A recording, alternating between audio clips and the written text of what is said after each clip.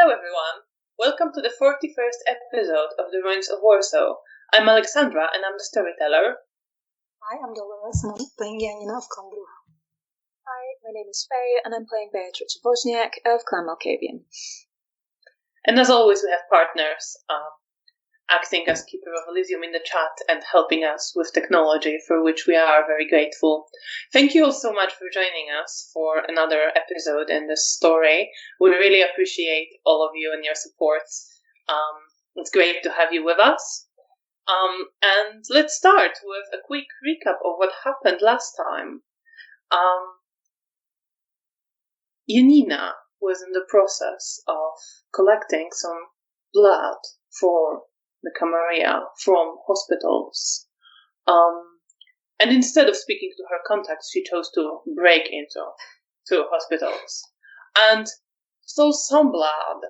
But as she was there looking at not very plentiful supplies, she decided she can't really leave either hospital without supplies or with not enough, and settled for taking less blood that would not be satisfactory to the Camarilla.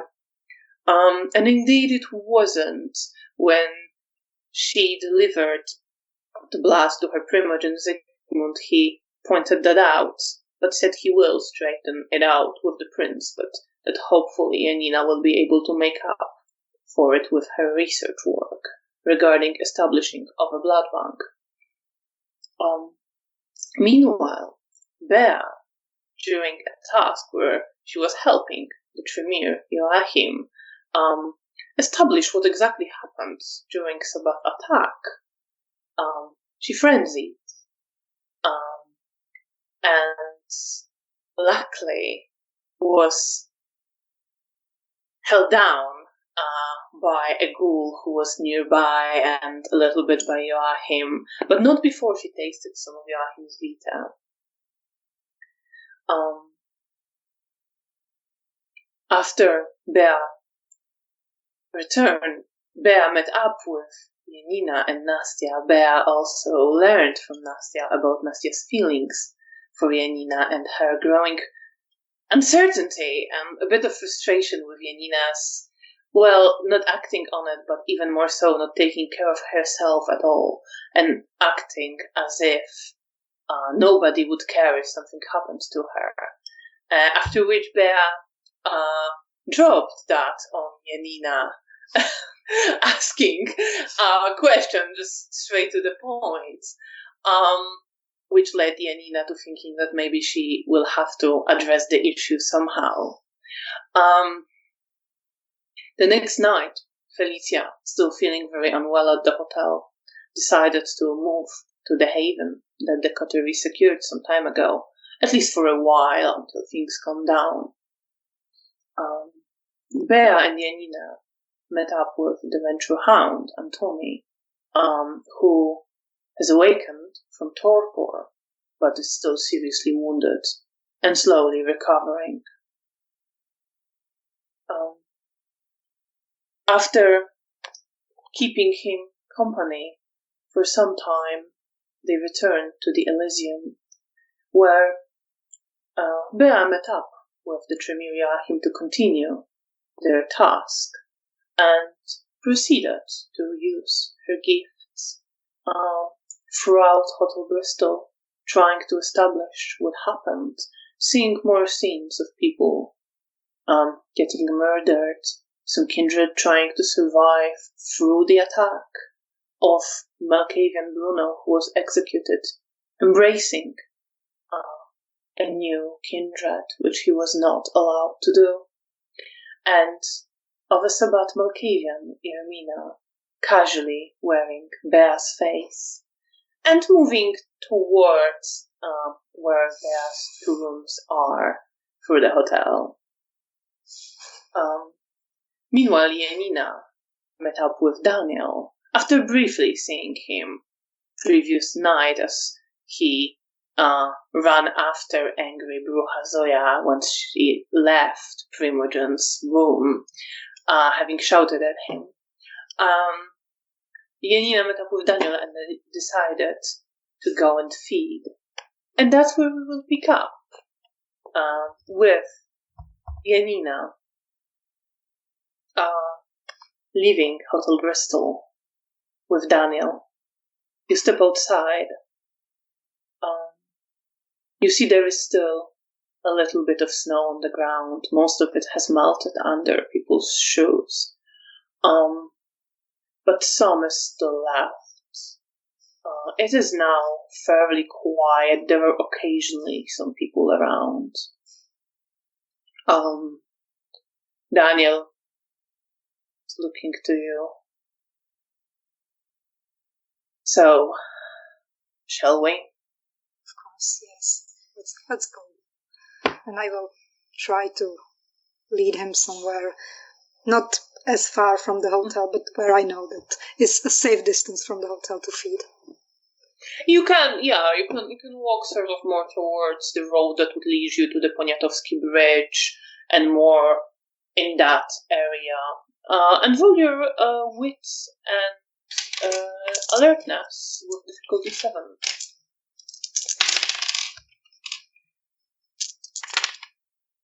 I have 2 successes. 2 successes is absolutely enough. It's not super easy. There are less people around now. It's a bit late, but as you are walking, sort of start walking towards the bridge, you see someone, a figure of a man looking to be maybe in his 50s, walking just along the road and then turning into one of the smaller streets to the side from the road, heading there. And there's no many people around, so there's no one else in sight at the moment. Okay, I will exchange glances with Daniel, so he knows that I'm going in.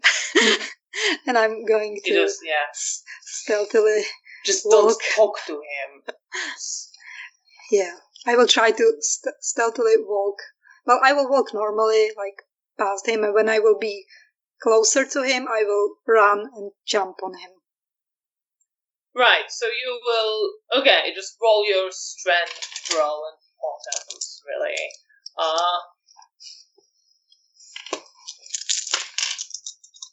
Difficulty 6. Okay, I have 1 success. You have 1 success? Yeah. I had 2, but I also had 1, so, like... Okay, well, this man rolled miraculously 2 successes with much less dice. So I guess what happens is, you start running, and he gets kind of curious. And he is more prepared maybe than you expected him to be. And as you grab him and try to just subdue him and bite into him, he actually manages to move a bit out of the way and push you away. You stumble a little bit. And he's like, "What's wrong with you? What the hell?" Okay, I will try to make a joke of it, that I will try to pretend that I thought that he was someone else. I thought that he was my partner, and that I didn't see him for a long time, and I was excited to see him, and I wanted to kiss him and surprise him. So your plan is to try to kiss him? No, my plan is like to stab him, like I'm pretending that this was a mistake. That I thought that he was someone else. Okay. Roll your, I guess, charisma and subterfuge. Difficulty, I think, is gonna be 9. Okay. That's fair. Okay. Well, I have 1 success. I have 1 man. You have 1 success? Yeah. I think you're on mute, Faye.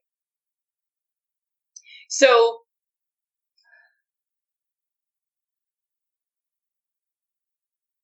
you start explaining all this. Going like, I'm so sorry. He's like, okay, just... He looks kind of, maybe not super convinced, but is willing to let it go. He stops shouting. Just don't jump at people in the streets that might not be your friends who are okay with that. And he starts sort of, as he's saying this, he's kind of moving away from you. Okay, I'm letting him go. I'm too nervous to try again. Daniel comes up to you. So I was just about to jump and grab him for you, but that would have been a whole thing, I guess. Well, I'm glad that he stopped panicking. I don't know, I guess I'm distracted tonight. It happens. Let's try again. At least it wasn't a disaster. Well, it distracts you that much. Well, how did it go with the Primogen yesterday?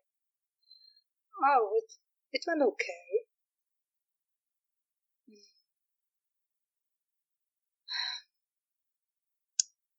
Why were you coming to see him? Well, me and Nastya, we were tasked. Well, it was more me, but Nastya was helping. We were trying to procure blood from the hospital. So that was what I was taking back to him. Right. Well, hope it went okay. Yeah, it did. Thankfully, Zygmunt is very understanding. He's nice. How is Zoya? Pissed.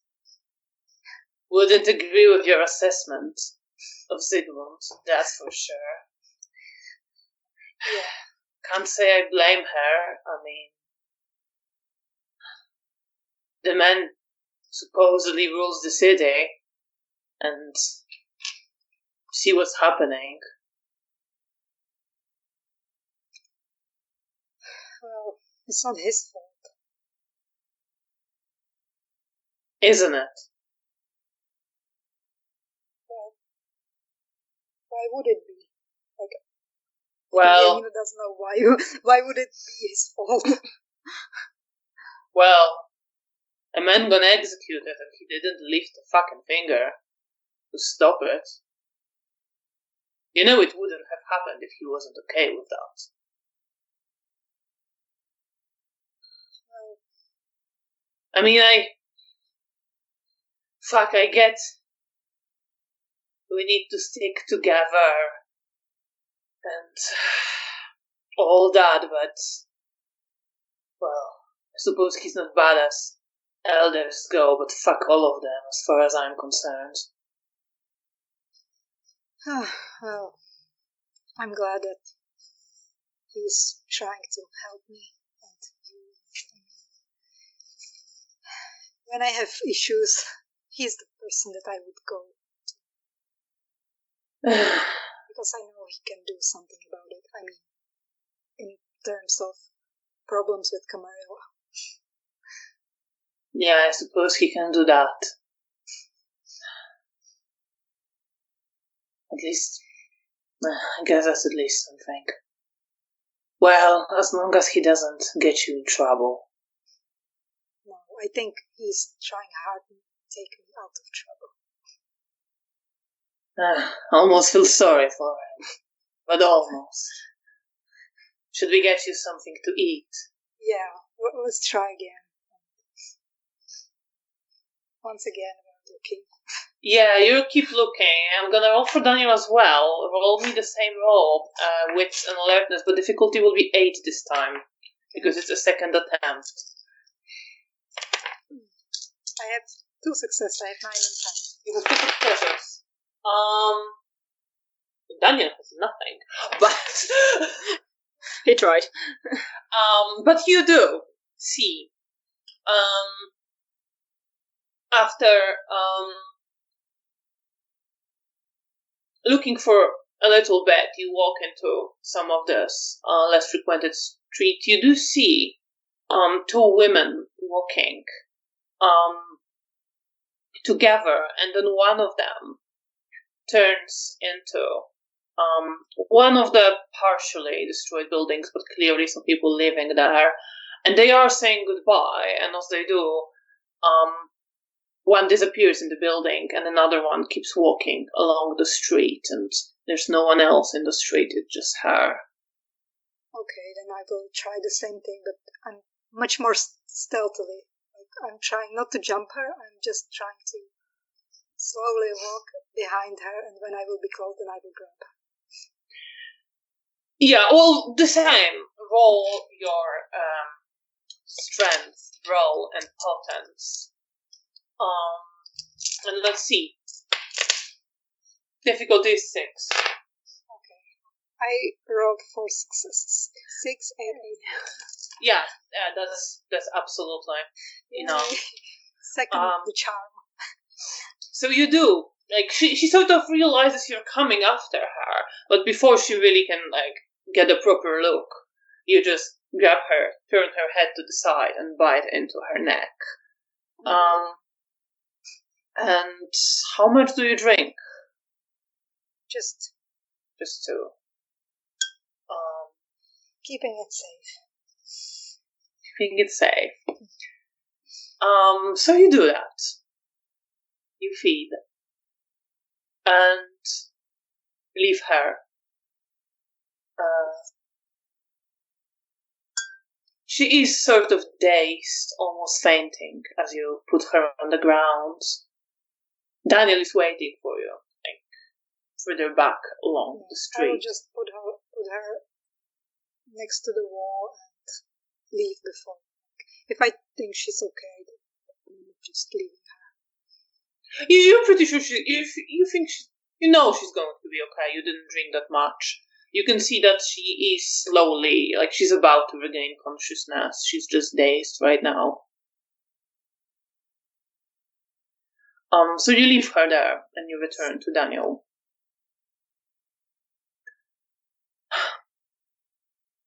Feeling better? Yeah, but I think I might need more because I really need to heal. And I will show him my wounds. Fuck.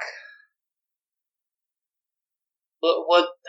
It's a fucking gangrel, isn't it? Hate those bastards when they're not on my side. Yeah. Great when they are, but you know. Yeah, well, this one I hope will get tortured. He looks like. Sure, we have our dreams. Do you actually say that with Humanity 8, by the way? Well, he was the one who attacked me, and he's Sabbat, I don't care. I mean, he attacked me, I would kill him myself, so if I could. So okay. No sympathy here. Just a reminder, Humanity 8 is above average human sensitivity to other people. But I get Janina is still angry. Yeah, but also Janina, like, feels that kindred are less than human lives. She would never say it about a human. Alright. Yeah, that's true. She does feel like that. Yeah, that came up last time. Okay, so Daniel just sort of looks, yeah, sure, we all have our dreams.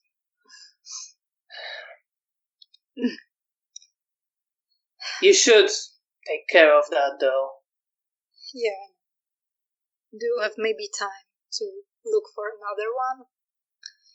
So I could maybe try to heal. Let's have a look, but it's gonna get harder, it's quite late. Yeah, let's just slowly go backwards, back to the hotel, and if we spot someone. If not, we just going back home. Alright. So if you want to try again, roll the same roll with an alertness with difficulty 9. Okay.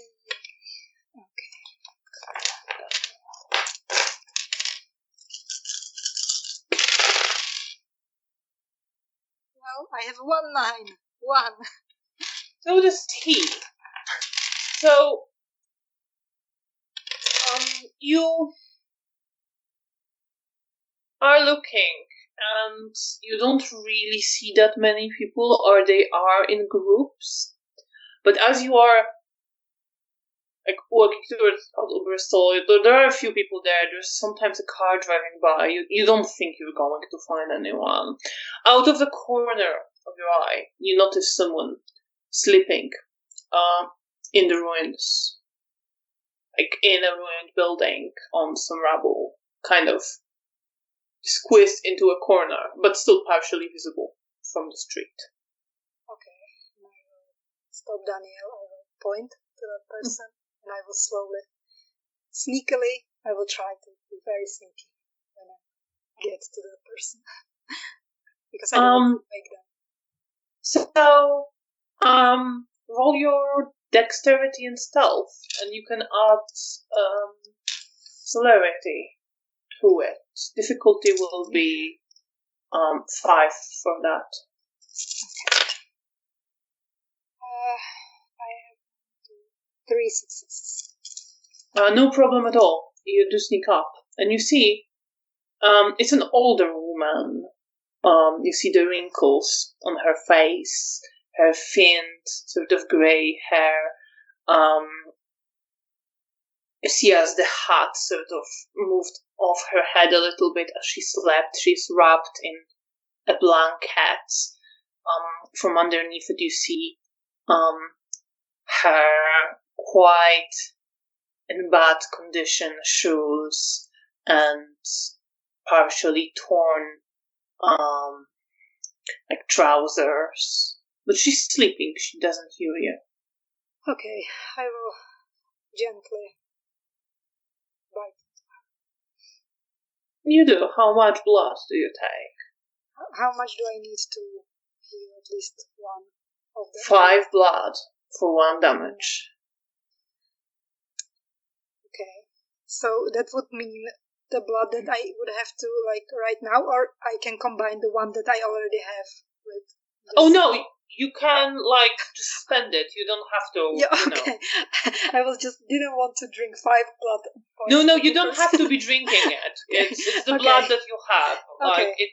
Yeah, okay. So I will take 2 from the women, and then I will use 5. So I will have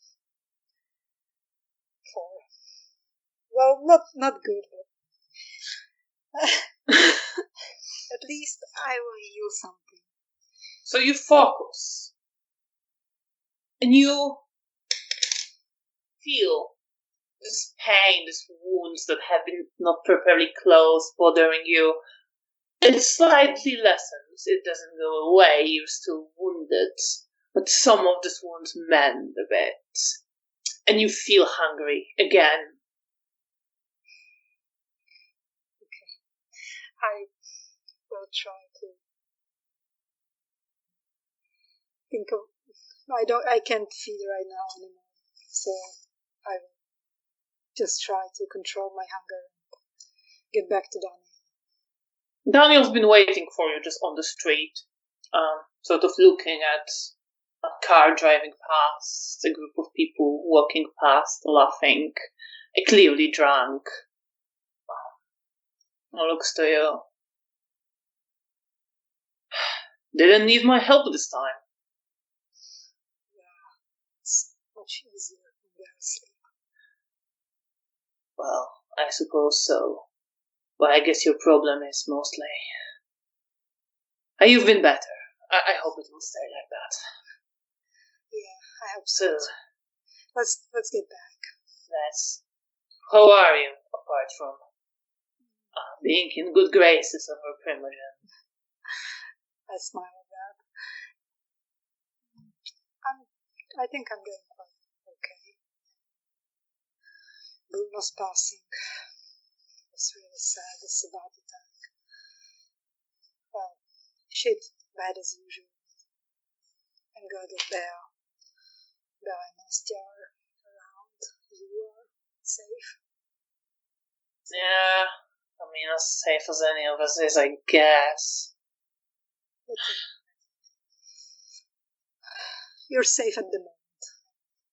Yeah. Guess so. So are you, at the moment, until you... I shouldn't be teasing. I'm glad you're okay. Thanks. I'm glad to catch up with you again. Missed you for the last months. Missed you too. Glad you're well, and maybe it's good you have good relationship with Zygmunt. I don't much care for the bastard, but then,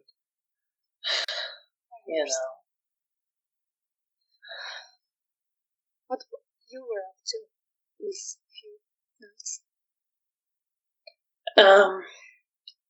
Taking care of, well, not really taking care of, but trying to not let Zoya do what she wants to do, at least not. Well, I don't think she'd be very careless, but I don't want her to die in the process. She wants to kill that bitch, that Asamite, who killed her child, Elka. Not that I don't want to. Fuck her up if I could, but I have a feeling it wouldn't quite go down that way.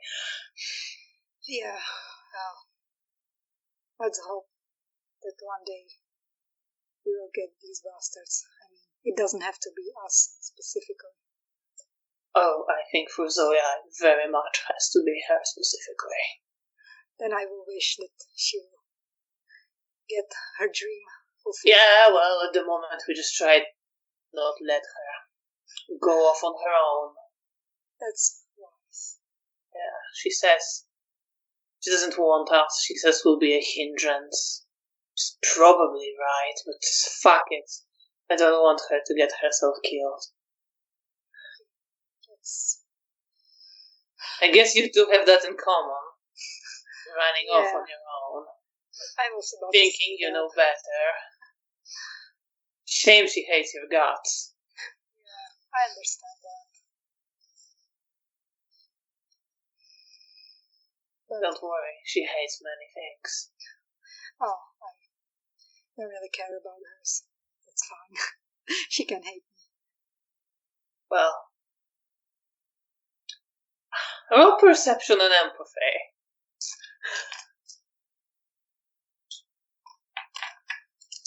Difficulty 6. I have had 2 successes.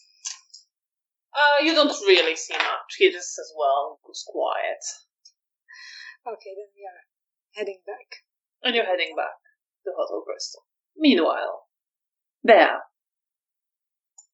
you said goodbye to Joachim. And you are left in the corridor.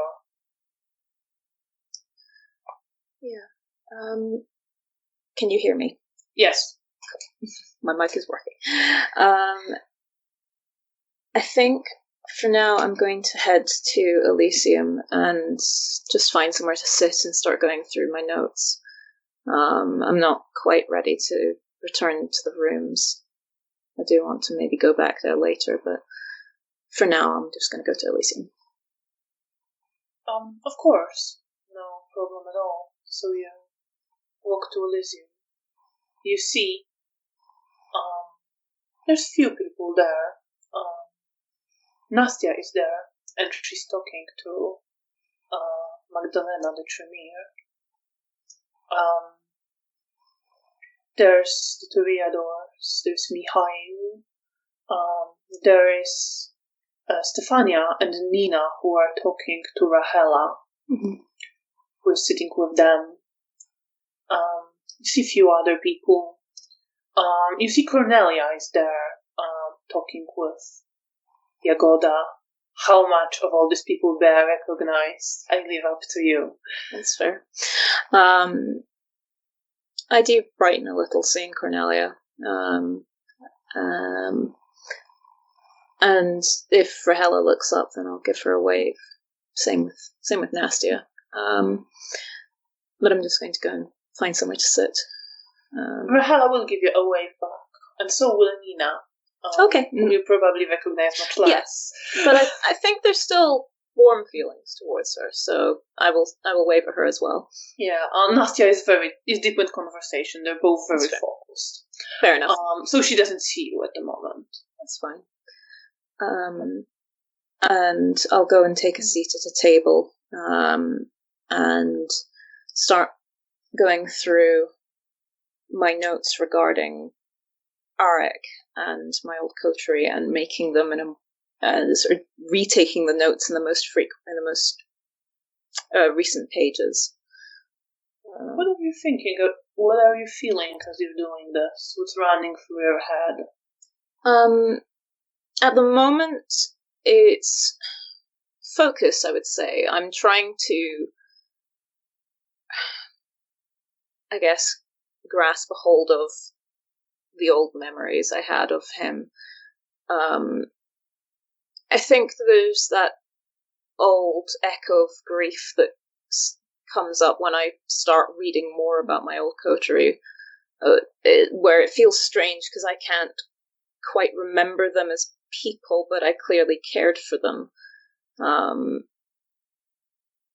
So there's this strange feeling of loss, but without any actual memories attached to it. There's some cold anger, but it's deeper down at the moment. Anything else? I think that's it. And you're sitting with those thoughts, making your notes, going through your notes. Mm-hmm. And you notice, after a while, not immediately, you've managed to do a chunk of that. Mm-hmm. Cornelia is coming up to you. I smile at her and close the book and sit up straighter. She smiles. May we speak? Yes, of course. Is she indicating for me to come with her, or is she sitting? Yes, she's okay. sort of. Maybe then, let's go somewhere more private. Of course. And I'll put my notebook into my bag and follow after her. And she leads you to some of the service corridors and into one of the rooms there, chosen pretty much at random, it seems. Mm-hmm. There's not much there. There's a desk, there's a table with some chairs, but it doesn't seem like it's much in use. She sits at the table and offers you another seat. I'll take the seat. Then look at her, and there's this faint feeling of concern, but I can't quite remember why. But I do ask her, how are you doing? I'm all right, all things considered. I wanted to ask you the same to start with. I guess I'm also all right, all things considered. I've been keeping busy, so trying to help with some of the investigations.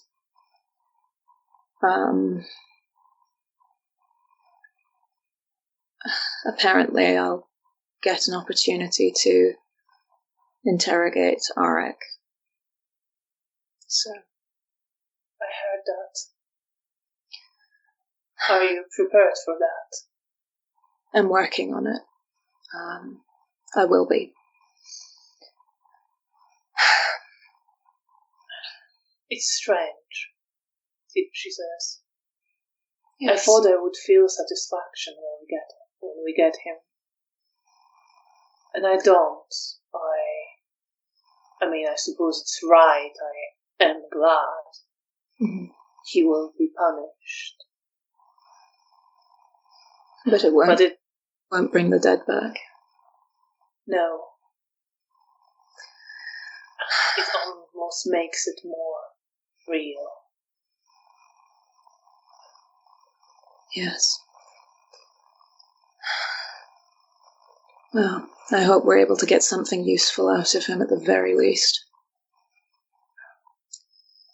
I hope so. Roll perception and empathy.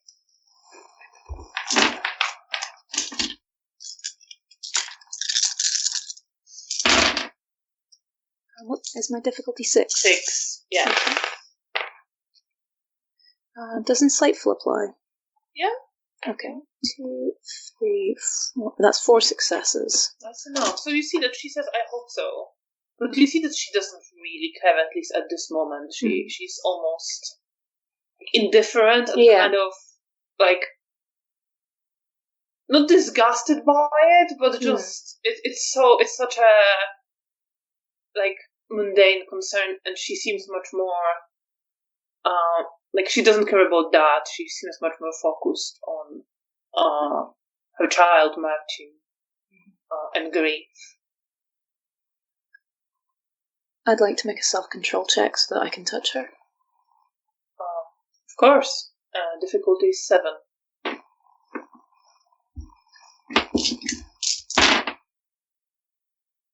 I have 3 successes. Yeah, no problem. I'll just reach over and lightly put my hand on hers. I'm sorry. She lets you. I'm sorry. She shakes her head a bit. I suppose, well, it's better this way than him running around hurting others. He's done enough of that. Definitely. That I can agree with.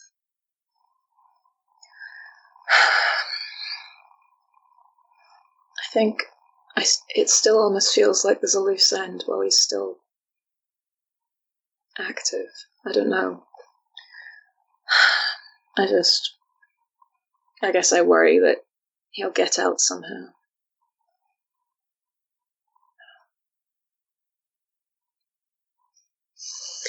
Maybe it's an irrational fear, but I don't think we will allow this to happen. There was a lot of things I didn't think we'd allow to happen. I don't know what the plans are. I won't be there tomorrow.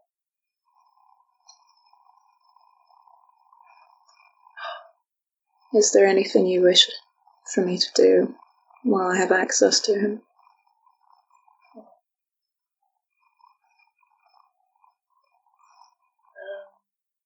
You rolled better than her, so you do see a little bit of feeling of some kind of shame and maybe guilt and discomfort in her right now. Okay. And at first she replies, no, I'm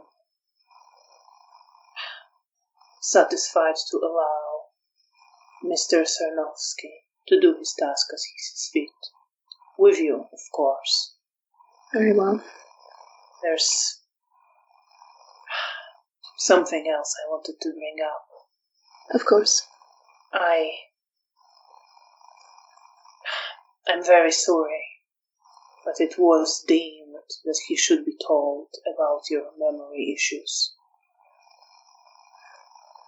Given the nature of your closer cooperation on some things. I did not want that to happen.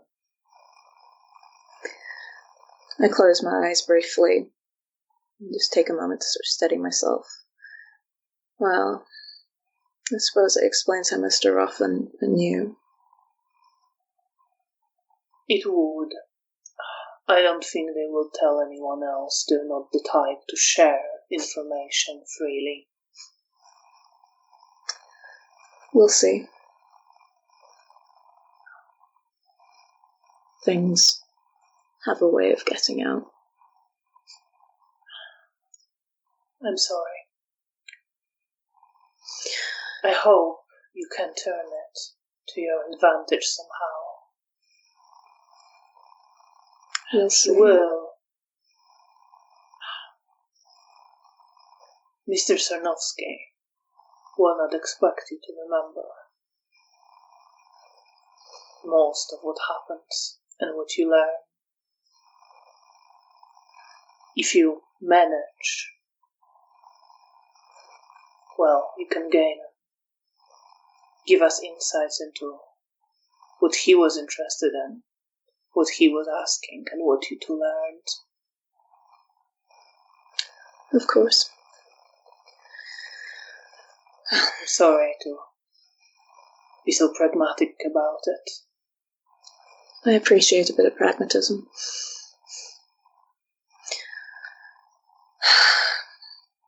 And thank you for being so candid with me. You have a right to know. And as I say, you may be able to, well, turn that to work for you in some way. Not that I think Mr. Sarnowski will necessarily hide things from us, but you never know with his plan.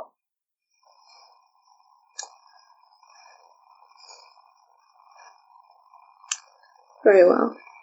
I'll keep it in mind. And I write the note down in my journal. Is there anything you need? Anything you wish to discuss?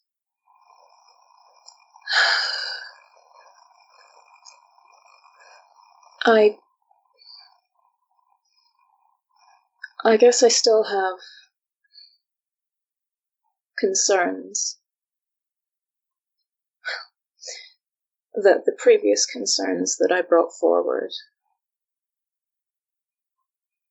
were used to set a trap and got several people killed and at least one person captured. I don't know how to feel about that.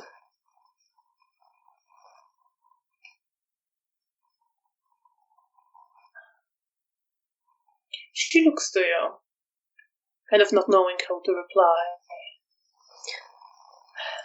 I understand it's not my place to question these things. I just wonder if there was a way that perhaps more of us could have made it out. I don't know if I was not consulted on any of this. No.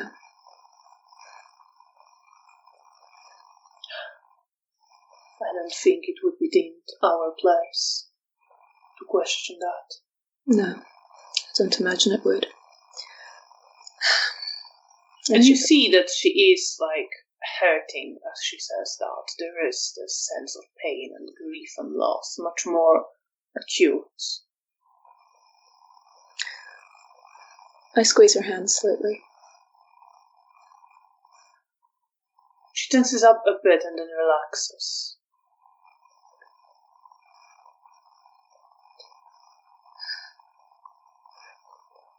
I'm sorry. I shouldn't have mentioned it. No, it's what many are thinking. It should not have been allowed to happen. And you see a bit of anger in her now.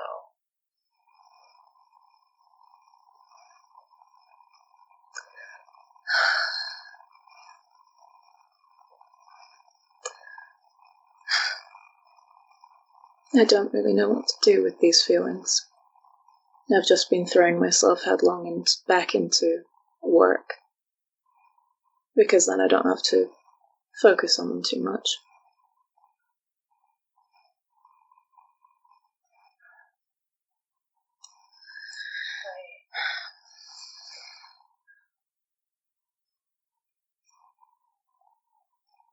I also often don't know, but if they're there, keep them. You have your ways of keeping track of what happened. Don't lose it.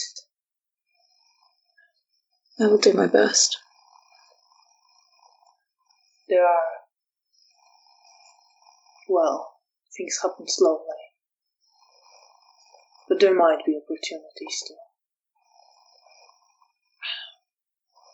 I don't know, act in some way, I suppose. Or maybe I just hold too many grudges.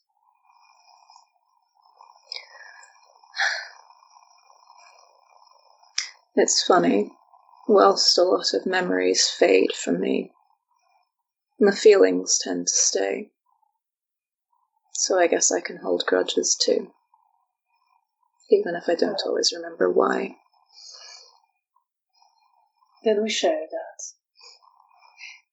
Not very noble aspect, but here we are.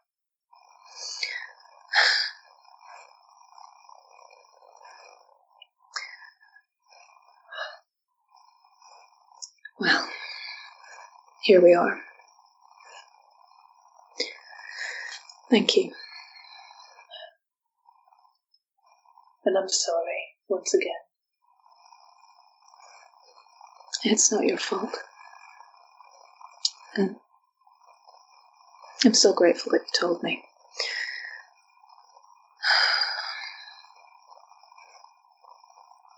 How have you been keeping the last few nights? I needed some time for myself, but I need to focus on various tasks at hand. I can't really give up on that. The Primogen demands my service. Very well. But he's not lacking understanding. He's not cruel like that. I'm glad to hear that. I suppose we have in common also wanting to throw ourselves in some activity. Helps a little bit to quiet grief. Well, I'm glad our workaholic natures are good for something. I suppose so. I'm glad I caught you. I should be getting back to some of my duties. But good luck tomorrow. Thank you. I'm glad I got a chance to speak to you as well. And I hope the next few nights get a little easier. Thank you.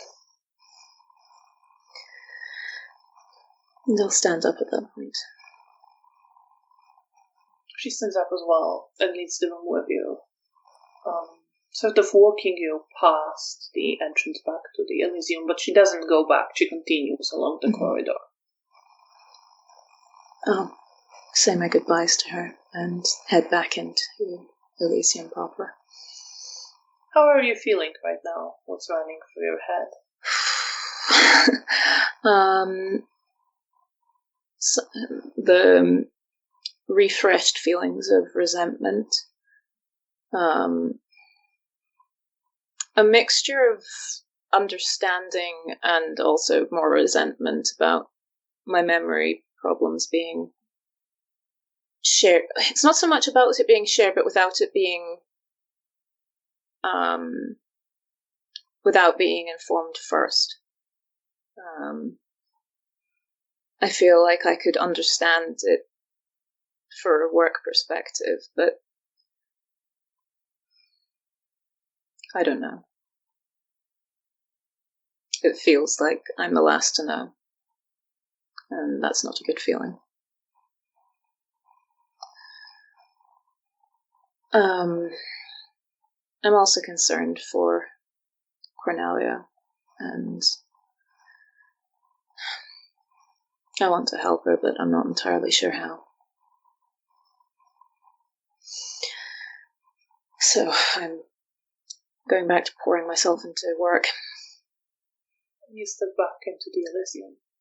Meanwhile, Janina, you get to Hotel Bristol with Daniel and enter into the lobby. The cafe is still closed. There is the usual Ghoul Mariusz at the reception. It's fairly quiet here. Okay. I'm gonna ask Daniel if he wants to go back to the Elysium. I will be heading back to Zoya and Isidore, see how they're getting on. Good luck with that. Thanks for the compliment. It's good to spend some time together, but I need to take care of my friends as well. Yeah. I should check up on that Nastya as well. Well, I'm sure I'll see you around. You know where to find us. We're in the same room where we were. Yeah, right. Well, good luck with Zoya. Keep her safe. And yourself as well. That's the plan, he says without much hope. I give him a quick hug. He gives you sort of hug and pat on the back. Don't cause me more problems. He sort of laughs and shakes his head and starts walking away. And I'm going probably back to the Elysium, because that's, I think, Bea is going to be. I'm not sure if we set up other. I don't think we did. I don't think we did. Yeah, so at that case, I'm going to also, maybe Nastya will be there, so I'm going to the Elysium. I think, given various things you were hunting for quite a while, Bea was, in the meantime, doing a task with Joachim. You are going to get there probably around the same time, so I think Janina maybe enters a little bit earlier. You see, Nastya is there now. She's just reading a book on her own. It's the same few other people. It's fairly empty. Mihail is still there. Nina and Stefania are still there with Rachela. Okay, I'm just not. If Rachela, Stefania, and if they see me, then I'm not at them. Then I will go to sit next to Nastya. She glances up at you and smiles. Hi. Hi. How's reading? It's good. How was the thing with Imogen? Was it okay? Yes, It was. Nothing unpleasant happened. He's worried for me. I admit I felt a bit better recently and I wasn't thinking about that, but he's concerned about the things Bea found out. He wants me to spend my time with him. I think he wants to protect me. That's nice. It's very sweet of him. I'm sure he's definitely the one who would be able to protect you. Yes, I hope so. Otherwise, I don't know. But he's been saying that, he's happy for me to help you out with translations. But he made a point that I shouldn't get too drawn into your work. It's your project and I should, he will help me better use my own talents, assisting him in some of his pursuits. And that doesn't mean we can spend time together. It's just that maybe he got concerned that I was going to try my hand at something I don't really know, despite our visits to hospitals. Oh no, that's understandable. But I hope we can still hang out. Of course. So what are you reading? Around this time, just to sort of keep it, Bea, you would enter the Elysium and see Janina is there talking to Nastya now. I feel pleased seeing them together. I don't necessarily know why, but I'll go and walk over towards them. As soon as I see Bea, I light up and smile at her. Hi.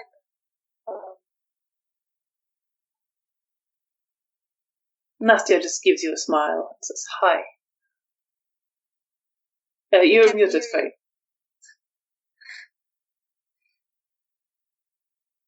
Let's drink every time. Drink every Face time. muted. Working. Hi. Good to see you. What are you doing? I'm doing good. I was feeling with Janina earlier. Huh. What about you? Oh, finishing investigations off. Did it go well? Yes. It was grim work, but someone has to do. So it's difficult, but I think you're one of the best people they could get for such work. Certainly decently suited to it, but anyway. Yes, I'm just preparing for tomorrow. What's good? I'm going to help with RX interrogation.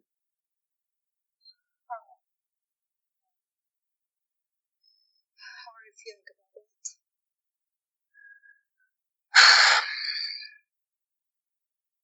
I don't know.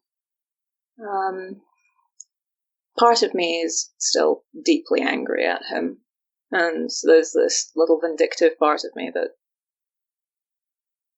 wants to make it hurt as much for him as possible, but I know that's just childish. And it's not going to fix the problems that he's caused. It's not going to bring back the people that he's killed. Very disclosure. And maybe you will find some good things for us. That's the hope. I really hope it will go. Thank you. And I pause, sort of looking away, not wanting to mention the other things that are bothering me since we're in court. Janina, roll your perception and empathy. They roll self-control and subterfuge. Mhm. Difficulty 6, just to see if Janina picks up that there's something. Mhm. There is What was holding 6. 3 successes. Okay, I apparently have 5. Nope. Everything's fine. Nastya was just sort of waving her book. I was like, well. And you see the title is in Cyrillic. I can't read that. I was just about to tell Janina I was reading some philosophy when you joined us, but I just started. I don't really have much to say about that. I don't really know much about philosophy, to be honest. Can't say I've studied it at all. Is it a particular interest of yours? No. Zygmunt wants me to get better with political philosophies. Fair enough. I don't mind. I do find it interesting, I suppose. Yeah, Janina just says, well, sounds kind of boring. I give Janina a sidelong look. Nasir sort of looks to you. I don't know.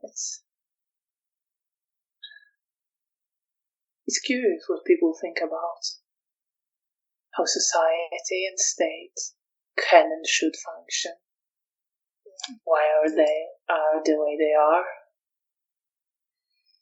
Well, I guess some people, I don't know, I would probably fall asleep reading that.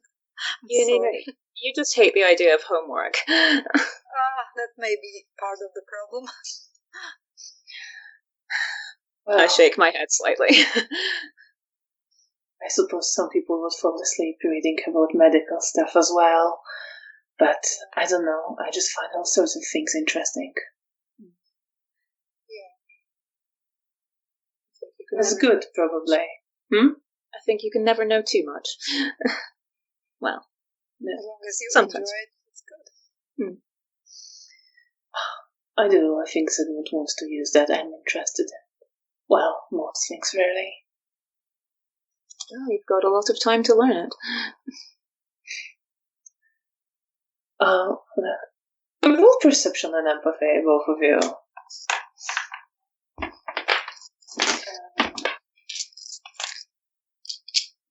is the difficulty? 6.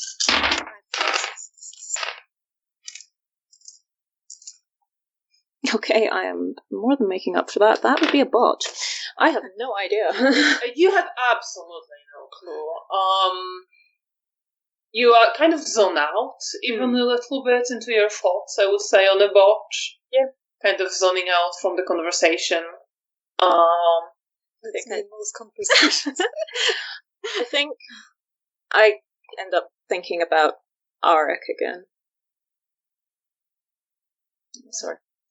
But you, Janina, as Nastya says, in response to that, I hope so. You see this worry and tension and fear in her. I just give her a comforting smile nod, but it worries me if I see that, because if she's very worried as well, especially after what I know that they told her about the shadow or something. So there's anxiety, but I'm just giving her a comforting smile. I'm not going to talk with her here.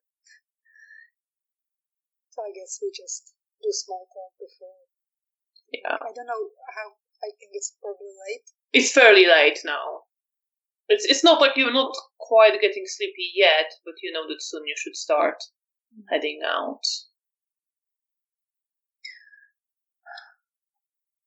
I think I've been quiet for most of the tail end of the conversation after that. Occasionally glancing at my notebook.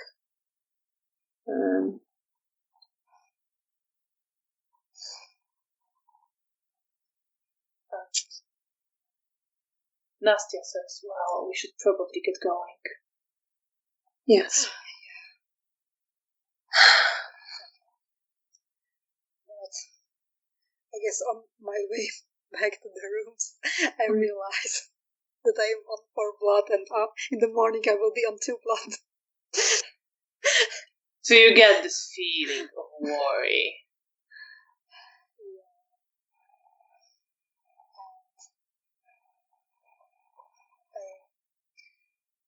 I will ask Bea if she wants to go back to our room and spend the night in our room, or if she wants to be alone in Alicia's room. I don't mind either way, do you? If she'd like company, I'm... Okay. I think Nastya is gonna say that, well, I'm gonna go and do a bit more reading, but we can meet up tomorrow. Yeah, of course. Have a good night. Stay safe. Yes. I'm not going anywhere from here. Good. See you tomorrow, then. See you tomorrow. And you head into your room.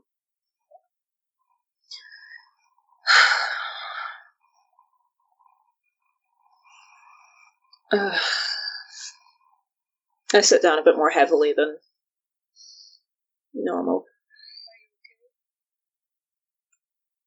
Just feeling a bit drained, I suppose. Difficult days. I mean, the work itself wasn't difficult, and I coped. I just...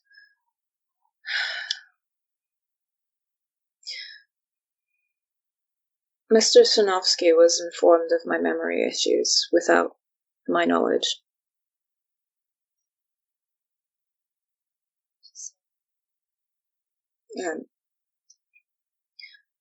Dolores, can you speak up a little bit? Sorry, your problem. I was thinking about that earlier, but And I forgot. As soon as I'm trying to speak, just like I'm on the verge of not hearing you. I'm sorry. But now I forgot what I wanted to say. Just give me. I think you said they should have told you. Yeah. Well, I'm gonna sit next to her. I'm not touching her. I'm just like sit next to her. I'm really sorry they just told something this sensitive without their knowledge. And I'm sure nobody's going to treat you differently. They know you're capable and an amazing, I want to say, corporate worker. Camarilla member. I don't know about that, but Cornelia at least had the decency to inform me, but it wasn't until after Mr. Ruffa had, well, I suppose I pressed him on the issue, but he knew about it as well. And I guess I'm wondering how much further that information is going to go. I hope they're not going to actively spread that, but well, once the floodgates open, it's a little hard to stop it. And yeah. So I understand the feeling. And there's nothing wrong with you. This is part of you. I don't know why they would treat you differently. I'm worried someone might use it against me. I will fight anyone. Thank you, dear. But the thing is that I probably won't know if they do. But we'll see. I'm sorry this happened. I mean, I'm sure let's hope for the best. Prepare for the worst? No. I'm gonna punch anyone who would use this against you or treat you less because of it. I wouldn't recommend it, because I can imagine certain members of important people could quite easily use that, and I wouldn't recommend trying to punch them. The recommendations are not taken into account. Fall on deaf ears, yes, I'm aware. But I'm sure nobody's that stupid to treat you like that. They all respect you. I wouldn't go that far. But, if there is someone, if there would be a Camarilla member of the month, I would give it to you every month. Well, thank you for your vote of confidence. I'm sure there are others who do slightly more work than I do. But I don't know them, so they don't exist. Sure, that's how that works. But how about you? How are you getting along? I'm doing okay, but well, I was feeding today twice because I'm trying to heal some of my wounds from Ark. Unfortunately, it took a lot of blood. And now I'm already hungry, and in the morning it will be very bad. Right. Okay.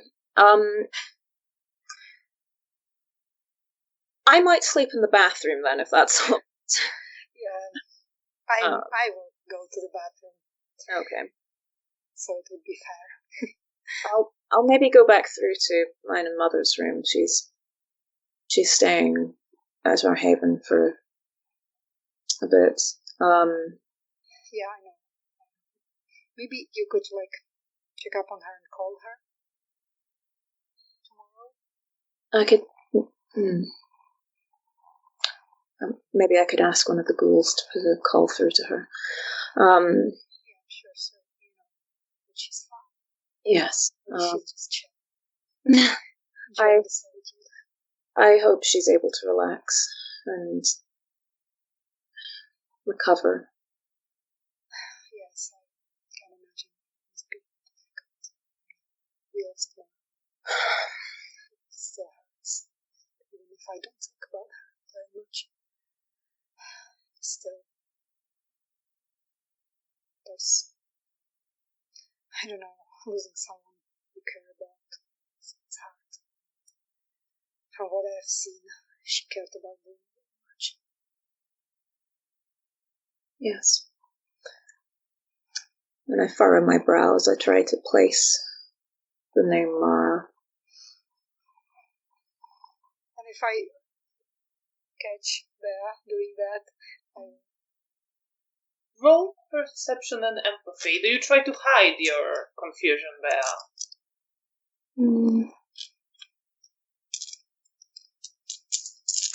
Think a little bit. I think it's just a knee-jerk reaction at this point. Then roll your manipulation and subterfuge for that. Difficulty is 6 for both of you. Okay, well, I have 1 success, so it will not be hard to overpower me. Does misdirection apply? I Probably think not. you don't quite try to misdirect her. Yeah, no. At the moment I said that, I was like, eh. Yeah. Either way, there's 3 successes. Yeah, you don't see that. Okay. So in that case, I just think she must remember mine. Yeah. Fair. Continue. It doesn't even cross my mind that Bea couldn't remember her. Yeah. So yeah, well, we can chat a bit more before we go for safety reasons. Of course. You are getting sort of tired now. You have a feeling it's not long until dawn. I make a note that Janina's hungry. That's sort of before Bea leaves, then I will tap her lightly on the shoulder and I will, can I hug you? 1 moment. Wait, I will decide. 1 success. I pause for a moment. Yes. Then I will lean and squeeze her I hard. flinch slightly, but I still hold on. And then I will let go of it. Have a good night, my nightmares.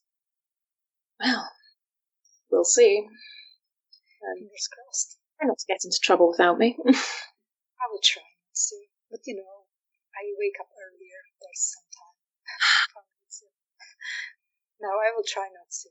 I will not go feed on my own. I will wait. I don't know, how soon is your Arak interrogation? I don't know, probably relatively early. Okay, then I will maybe pick up Nastya. She's stronger than you anyway. That's hard. Smile. Alright. Sleep well.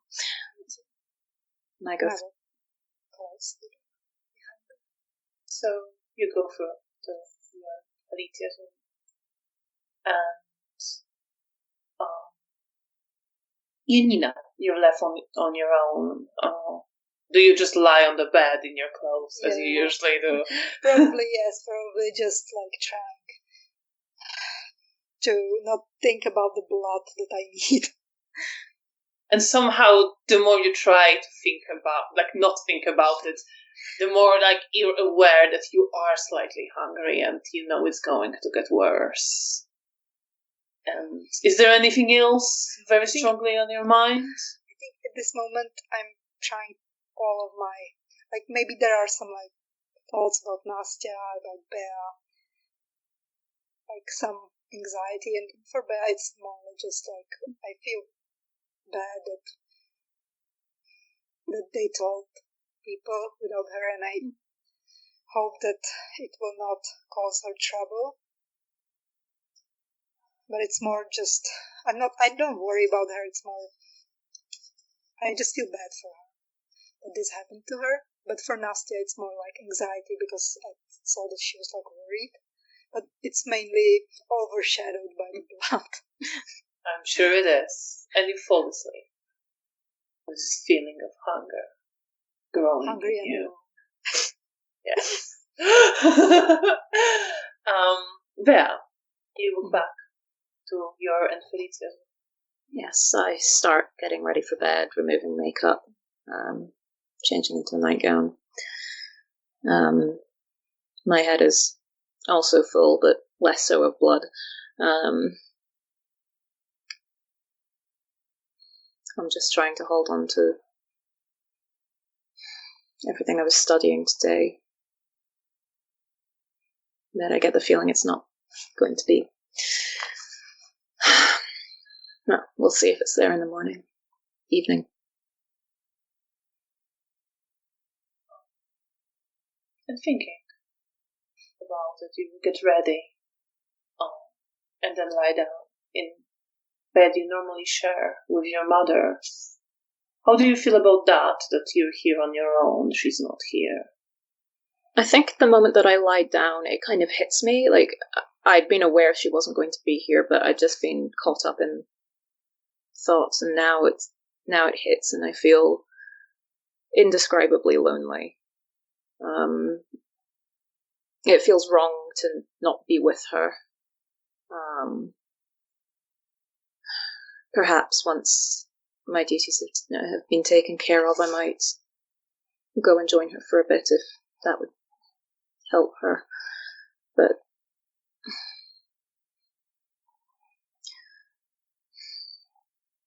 it's hard. You eventually fall asleep without your sire next to you. And as the day passes and you're resting, you can both regain a point of willpower. Yay. You can also lose your blood. I'm on 2 blood, as low as I was for a very long time. That is true. And Bear, please roll for your nightmares. Ooh, spicy. Fingers crossed. Yeah, I really don't want to watch tonight. Yeah. No, I'm fine. 2 successes. 2 successes, yeah, you're absolutely fine. I slept well for once. Yeah. Janina, you are the first one to wake up.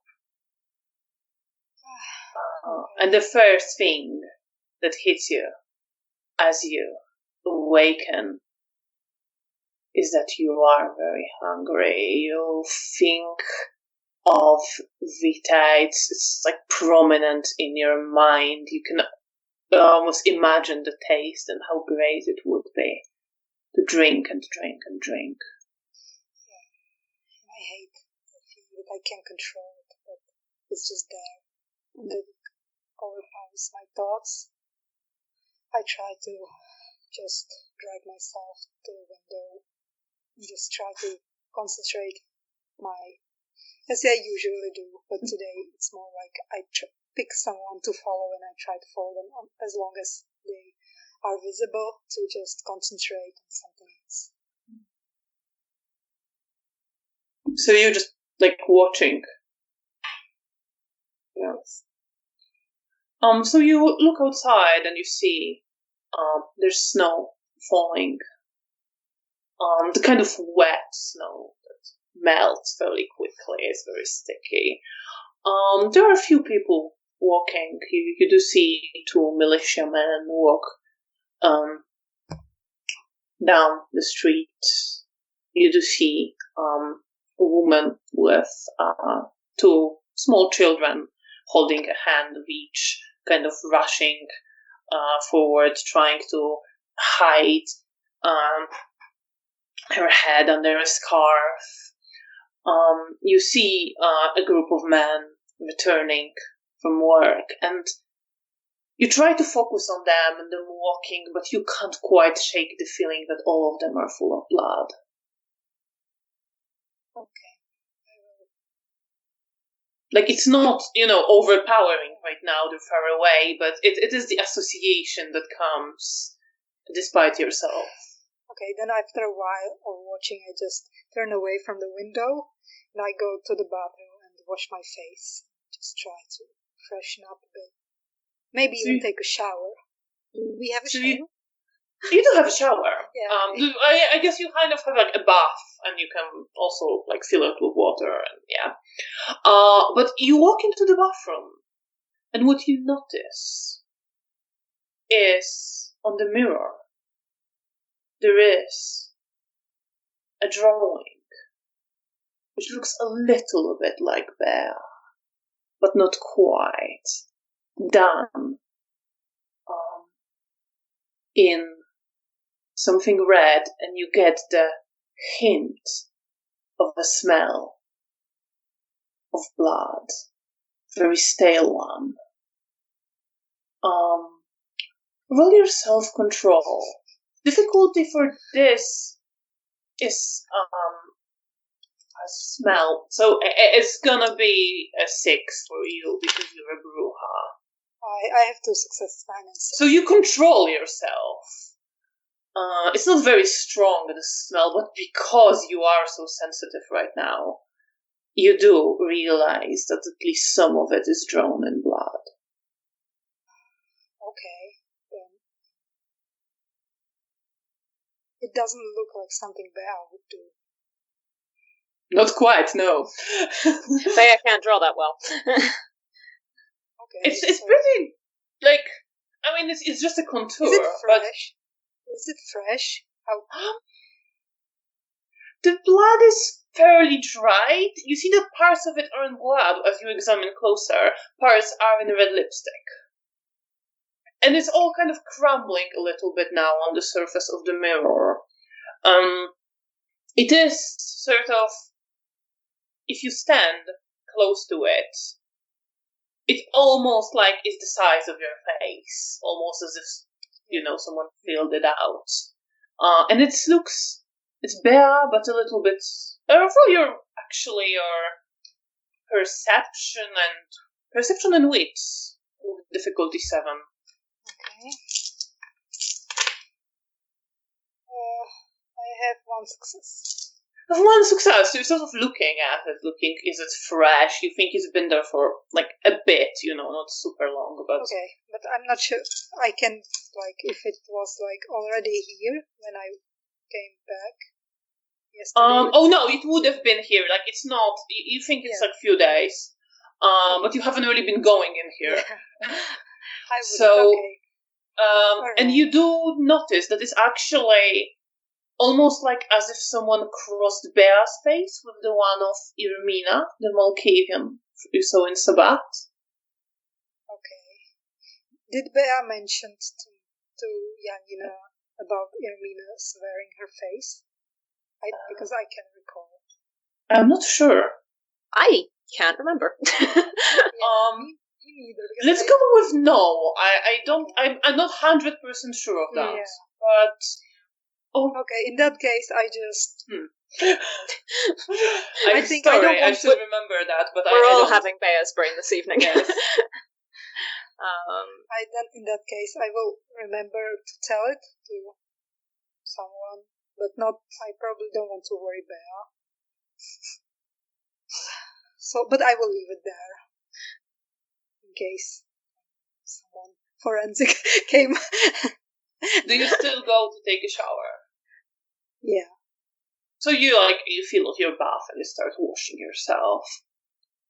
Yeah, after a long time. Yeah. That water's gonna be gross. Yeah. Where will you be heading after that? What's your plan after that? I will probably stop by Bea's to just check up on her and to wish her good luck in her interrogation, and then I will probably go find Nastya in the Elysium. Alright. Meanwhile, Bea, you wake up.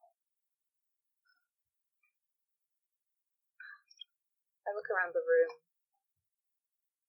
room, confused as to why I'm alone, and pick up my notebook and go through the last few pages. It doesn't mention where Mother is immediately. It's a few pages back, but it reminds me of the task that I have tonight and a couple of other details. I eventually realize where Mother is. And once I'm satisfied with that knowledge, I start getting ready for the day. Putting on makeup this time feels almost like battle armor. And as you're sort of finishing put on your makeup, there is knocking on the door. I go and answer the door. Janina is there. Surprise, it's me. No surprises. No surprise. Well, it's good to see you. Good to see you too. Did you sleep well? I slept fine. I have a note that you're probably not doing so well this evening. Yeah. But it's okay. I will ask Nastya or Daniel to accompany me. So, don't worry. I just wanted to wish you good luck with your task today. Thank you. It's going to be okay. I'm sure you'll do your best. We'll see. I'm a little nervous, actually. About the task itself, or talking to your mind when he's controlled? A bit of both. A bit of both. I've got notes as to what our past is like, but he remembers. So I'm curious how much of that he's going to use. Just don't let him go into your head. Well, that's my thing. Yeah, that's true. Well, we'll see. It's okay. You're going to be okay. Maybe later you can call things. I hope so. Well, I hope that your dinner plans go smoothly. Thank you. Well, I hope so too. Yesterday there was a small hiccup, but at the end it was okay. So. That's not going to come back to bite us, so to speak. I think it went really well. In the end, I just had to let him go. Okay, I'm just going to hope that doesn't become a problem. I promise, this one won't become a problem. That I can really swear. I know you can, but we'll see. Okay.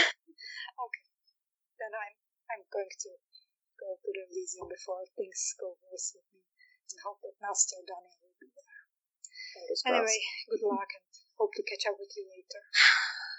Hopefully. Take care. Stay safe. You too. And I will leave. So you head towards Elysium. Yes. And you, Bear, where will you be heading? I think I finished sort of grabbing the last few things. And then I will also head to Elysium, but I'm just taking my time to grab things, like my notebook, and I think I'm going through my notes for a little bit longer, just so I'm certain of what I need to know, and then heading along. And I think this is a good time to take a break before we move to first Janina, then Bea getting to Elysium. We will be back in about 15 minutes. Please stay with us to continue the story and see what comes out of various plans Bea and Janina have. Right. See you after the break.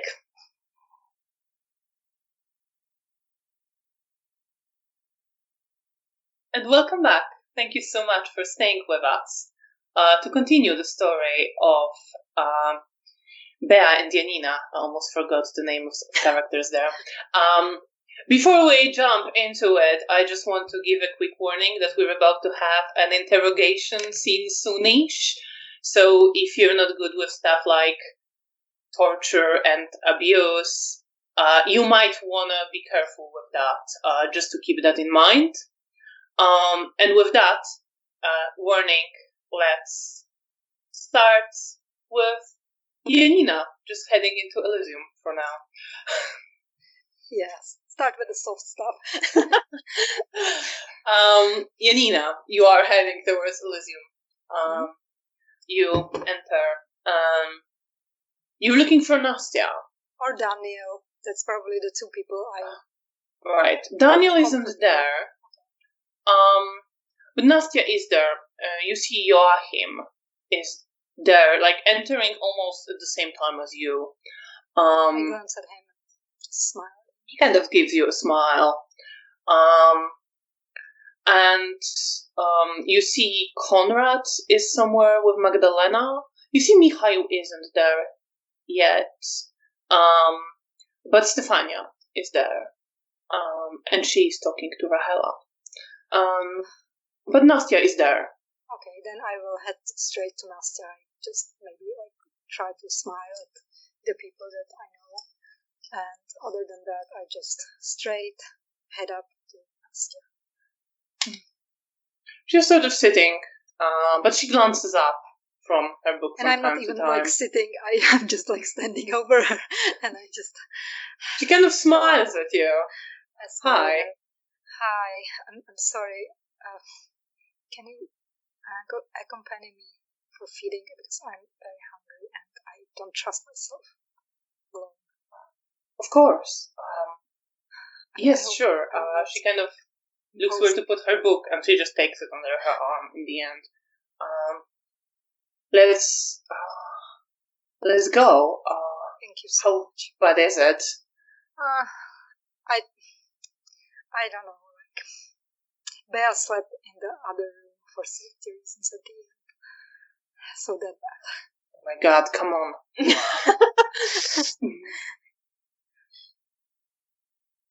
And she she kind of touches your arm and leads you out of the Elysium. I think, Bea, you would be sort of maybe approaching and see this from the distance. Bye-bye. As they disappear behind a corner. And you walk down to the lobby, past the reception. You see there's few people there. The cafe is still closed, but few people are kind of going up and down. There's few people sitting at the tables. The light is slowly picking up at the hotel. Mm-hmm.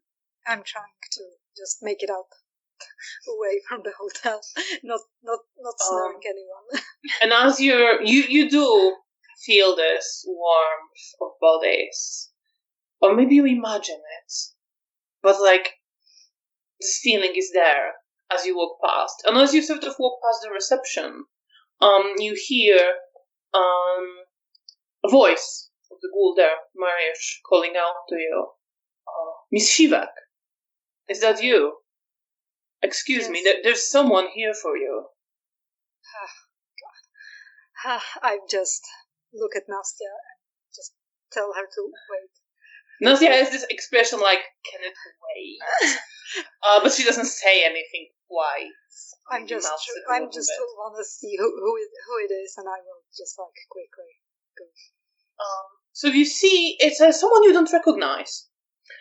It's a slightly, middle-aged, bit older gentleman, in a brown, fairly, not super elegant, but fairly decent brown coat, holding his hat in his hand now. You see his hair, it's mostly gone, but there's a little bit of grey hair left on his head. It's fairly elegant. He has a fairly elegant air about him. And he's looking towards you as well as you hear the ghoul Mariusz said. This is Miss Shivak. Not. I'm sorry, have you met? We have not. That's why I was inquiring. My name is Mr. Potocki. Mr. Ray told me to come find you here and pick you up to your, place regarding your research. Oh, okay. Could you please wait? I mean, at least half an hour, because I have some things I have to a tent in a moment. What is it? I was under the impression you would be ready. Can I check his aura? If he's like a ghoul? Yeah, absolutely. I mean, you would feel like he probably is not, but some random mortal. But of course, you can roll perception and empathy. Okay. I will.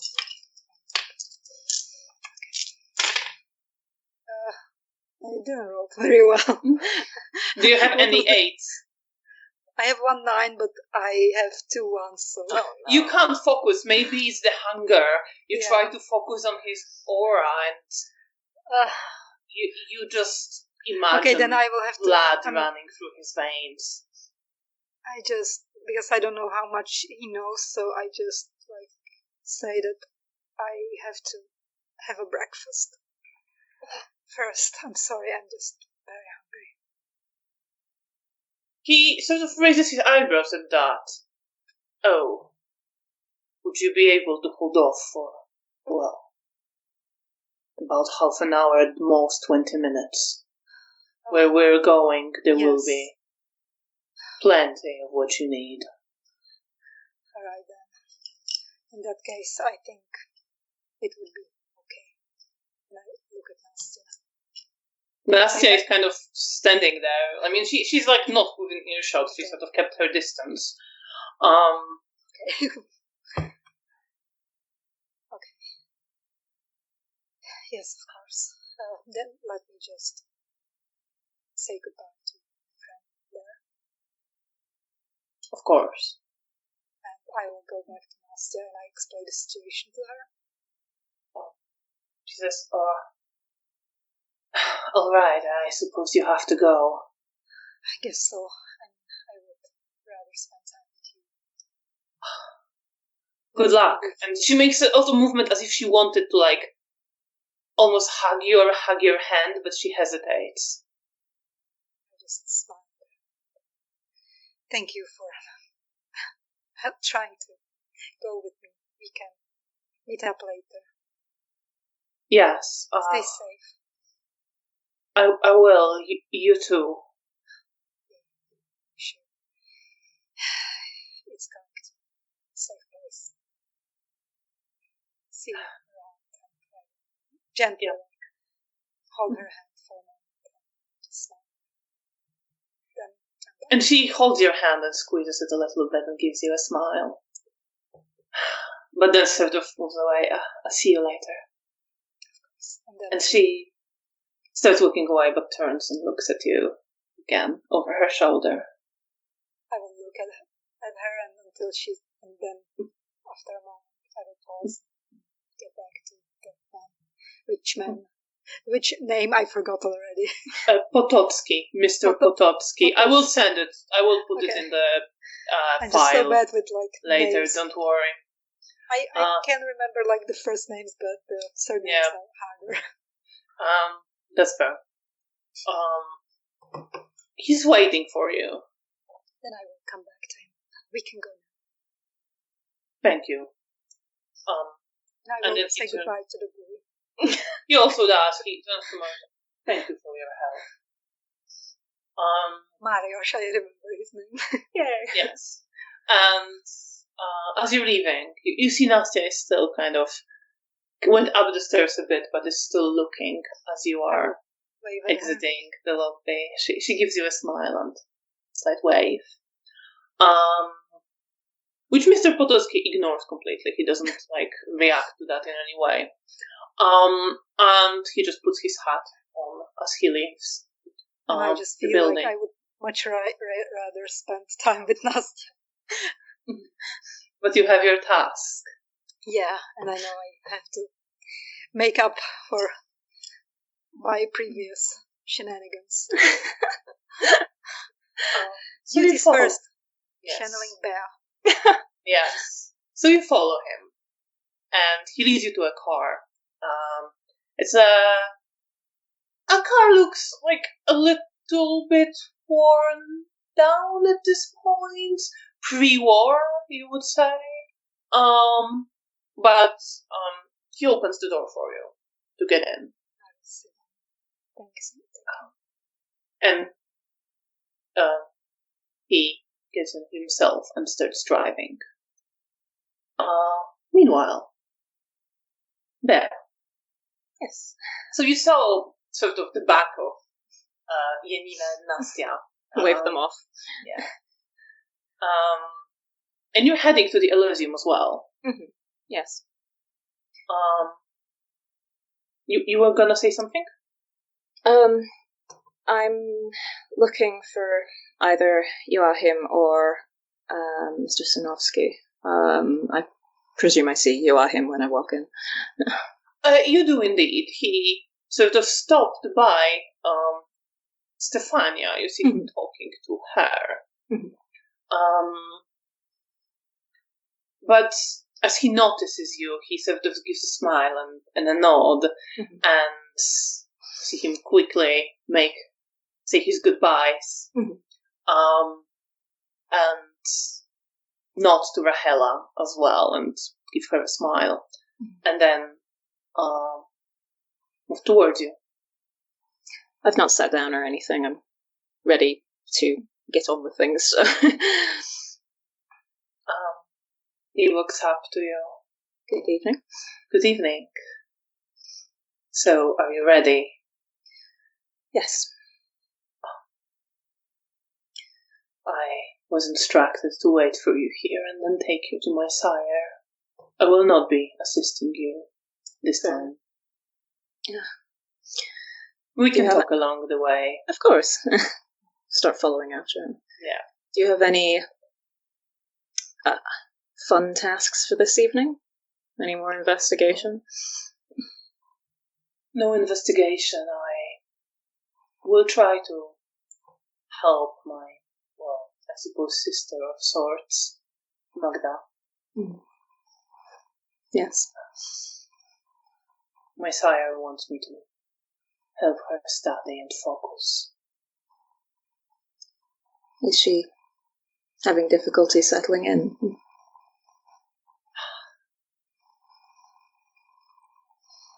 She's been embraced at the difficult time, and we've been through a lot over the last years. I understand. She took it harder than I have, possibly because she's younger as one of us, and younger in general. That certainly can make a difference.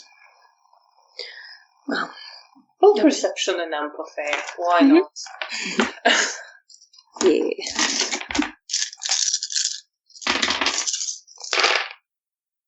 Is my difficulty 6? Yes. I have 3 successes. Right, so he rolled really badly. So that was a 0. But oh my god. So you see that as he's saying all this about her, he's not quite like wanting to show it or letting it on, obviously, but you do see this tension and a worry, and like deep concern that he is hiding. Well, I don't know if I can do anything to help her at all. Just let me know.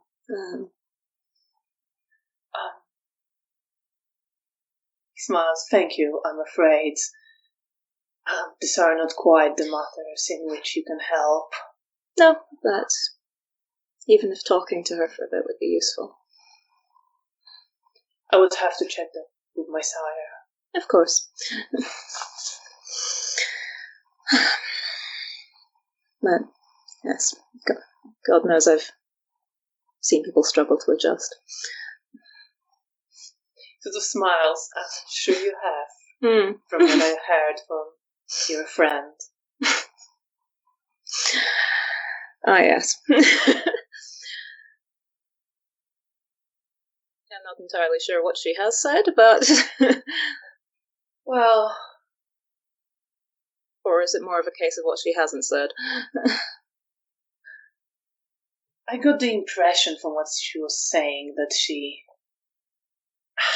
struggled to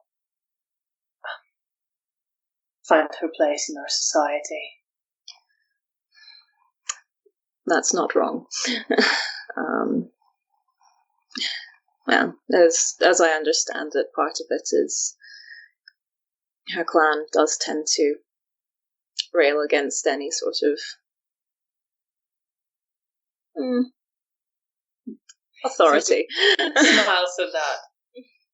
They certainly tend to. And I personally have a feeling they use this reputation as an excuse more often than they're not. Well, but it's not my place and not my problem to deal with. Indeed. Yes. I say, looking with a sort of, it's sometimes my problem. Anyway. And you follow him as he leads you towards the basement of the hotel. And so you're walking through the basement corridors where you've been before. He then walks up to a steel door to the side of the corridor, more in a corner, and opens it. And you see a staircase leading down, and you hear a humming of machines. The air feels drier here, and he starts walking down the stairs. And as you're walking down the stairs, the humming grows slightly louder, and you feel a heat. It's warmer here. It's not to the level to bother you in any way, especially as a kindred, but it's definitely noticeable. Does it feel like a boiler room type? Yes, you would get the feeling it's something like that. And at the down at the end of the stairs, there is another door, where Joachim opens, and you see the humming becomes louder, and you see a room with no windows, and you see indeed some boilers, water tanks, pipes running along the walls in what almost looks like a tangle, but obviously there is a structure to it. You see several valves on the pipes. You see a few furnaces, and the heat in this room becomes much stronger. There is this almost oppressive, claustrophobic feeling to this place. It's not quite small, but it feels a little bit cramped through all this humming and heat and dryness. And to the side, you see a small room, which has several piles of coal there with some shovels stuck in there. And in the middle of the room, you see a table, it's made out of some kind of metal, but it looks a little bit low quality. And on the table, there is lying Arek, and you see a stake sticking out of his chest. And you see Edwin Cernovsky standing on the other side of the table from where you entered, who's leaning over Arek, looking him into the eyes as you enter. And he is very focused. You see he's just wearing simple trousers and a shirt with rolled up sleeves right now. And Joachim just says, "Sire, I brought Miss Wozniak. I will leave you to it." And he turns around and starts walking back up the stairs, leaving you with Mr. Cernovsky. But before we get to that, let's jump back to Janina. Janina, you're in the car with Mr. Potocki. you see this wet, almost entirely melting snow, like sort of morphing into rain right now, is still falling. There's a little bit of this wet sludge on the streets. You see some people trying to run, slipping a little bit on the ground. This has become very covered with a little bit of ice, very slippery.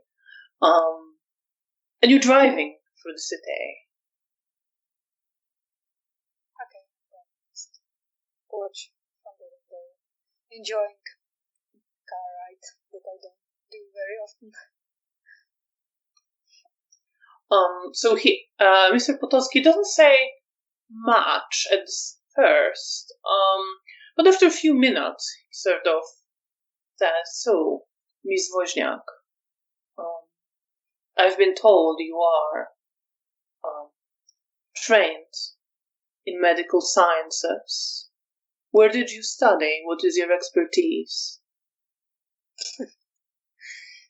Well, I don't think Janina studied anywhere. I think she learned. She learned on the job. Yeah. Well, then I will just tell him that I learned while helping at the hospital during the war. Of course. Many started their careers like that. Yeah. Well, I will be on hand in case you need any further help, but I'm sure if Mr. Ray entrusted this task to you, you have all the needed competencies to carry it out successfully. I will only be here to assist, be there to assist. Thank you. And where did you study? Oh, right here in Warsaw. But that was a while ago. Several decades now. You couldn't tell.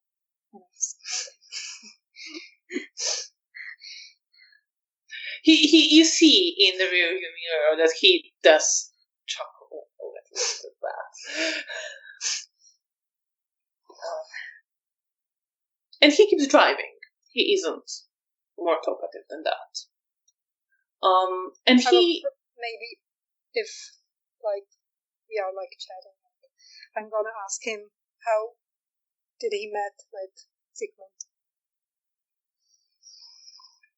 He, from what I know, has interest in many sciences. Came to some of my lectures late at night. It doesn't surprise me. A fascinating gentleman, isn't he? I'm very fond of him. And you do see in his eyes, reflected in the rearview mirror, this not quite obsession, but this very devoted expression as he speaks of Sigmund. Okay, once again, I'm trying to see if he's a ghoul. Go for it. Difficulty 8. Or perception 2, electric yes, Google. three successes. 3 successes. So you do actually, as you focus on him, you remember this has happened before, and you try to recreate that, and you focus, and this time you're able to, and you see this aura surrounding him, and part of it is brighter, but there are paler spots and veins in it. And you know instinctively that means that he's indeed a ghoul. You also see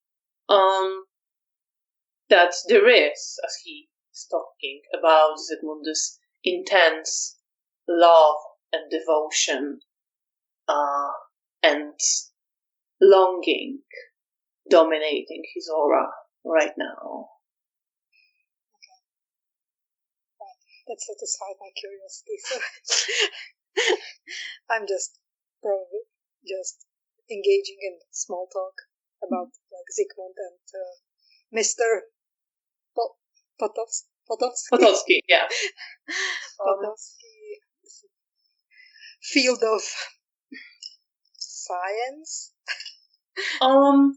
So you learn that he teaches anatomy at the University of Warsaw, and has practiced medicine for many, many years, several decades. And that he procured some texts for Zygmunt. He provides advice on various matters within the university, links to other researchers, even from other fields. I'm just politely nodding, asking follow-up questions, stuff like that. Yes. And eventually you arrive. You're not going very far. It takes maybe like 20 minutes at the most. You arrive at the place you probably are at least vaguely aware of as a hospital. It's the Infant Jesus Teaching Hospital. You didn't really work there, but you would have heard of some people going there. You see it's a 4-story building with, over the main entrance, quite an impressive facade with several tall columns on each side. And Mr. Potocki parks not far from there, and leads you inside. And as you're walking there, he just says, "We'll go straight to the cold storage so that you can nourish yourself, and then I will show you around." Thank you so much. It would be very much appreciated. And he is taking you, and he says hello to someone at the reception, and you walk straight through. Nobody questions you being there with him. And he leads you downstairs into the basement, and past various rooms, into one room you feel is a little bit colder. You see the fridges for storing blood, and he says, "Here, this will be useful as you conduct your experiments, but there is some blood here for you right now. I will be back shortly. I didn't want to stop at my office as you were hungry, but I need to pick something up for you." Of course. Thank you so much for this. It's definitely very comfortable to not having to procuring it on the street. That's fine.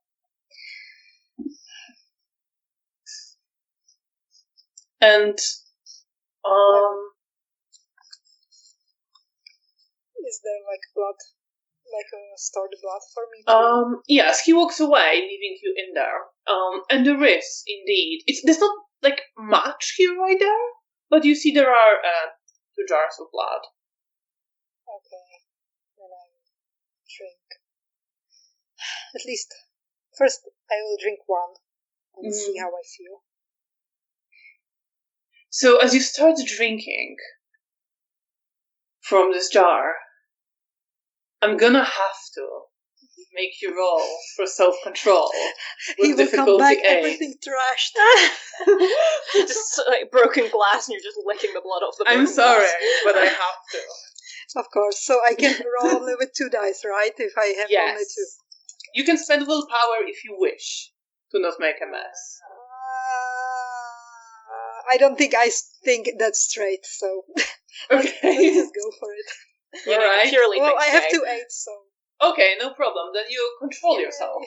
And you drain the jar, and you can get 2 blood points from it. Yay. I'm glad I didn't spend that willpower. I might need it later. Always a gamble. And you feel better. You definitely feel better. But there is still, this feeling that you could have more. You're almost you feel some in you, you're disappointed when it's over.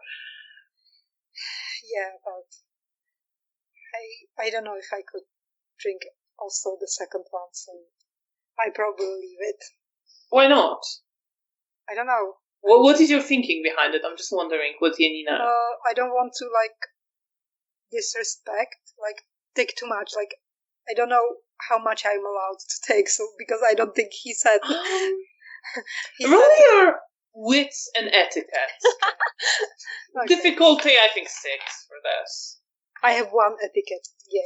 Yay! What is the difficulty? 6. Okay, I have no success. I have 1 and 8, so no success. No, you don't have a clue. Yeah, so I might maybe, if he comes back, then I will maybe ask about it. Okay, but for now... Yeah, I'm just standing there, waiting, trying not to look at the blood in the jar, and just maybe look around in the room. Trying to distract myself. Alright. Meanwhile, there. You're left with Mr. Cernowski, who looks at you as you enter. I bow politely to him. Can you hear me? Yes. Just wanted to be sure. So, yes, I bow politely and wait to see whether he beckons me closer. He nods his head and says, "Good evening, Miss Woźniak." Good evening, sir. I trust you're well? Ready to get going? Yes, of course. Tell me, how much experience do you have in interrogations? I'll be honest, I do not have much in the way of formal interrogations. I have some ability getting into people's heads, but... Yes, so I've heard. And I'm sure we can make use of that. And I'm sure you will pick up a few tricks. Of course. From what we do here. I will do my best to observe.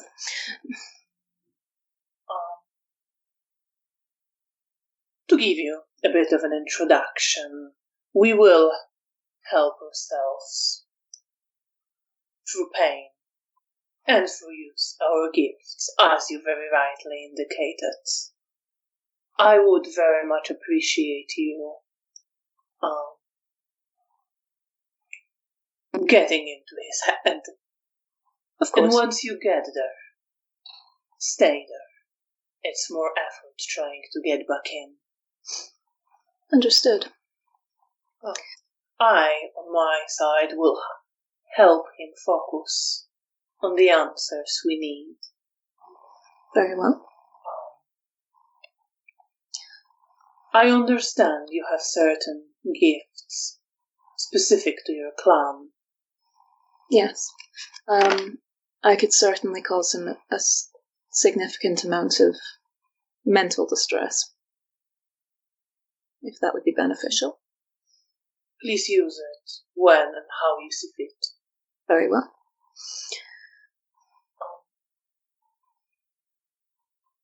Also, if you have any questions, if you think of anything relevant, feel free to ask yourself. I don't want you to feel like you can't. 2 minds can do a better job. Of course. I'll let you know of anything that comes to mind. I was also informed you're familiar with him. Yes, that is correct. Any insights or advice? I can tell you one of his fears that I have courted. At least last time I used such abilities on him, he saw one of our old coterie, whose death he was partially responsible for. I wonder if there's some guilt there, deep down. Interesting. There very well might be. The use of such gifts I will leave to you, of course. We will start while he's like this.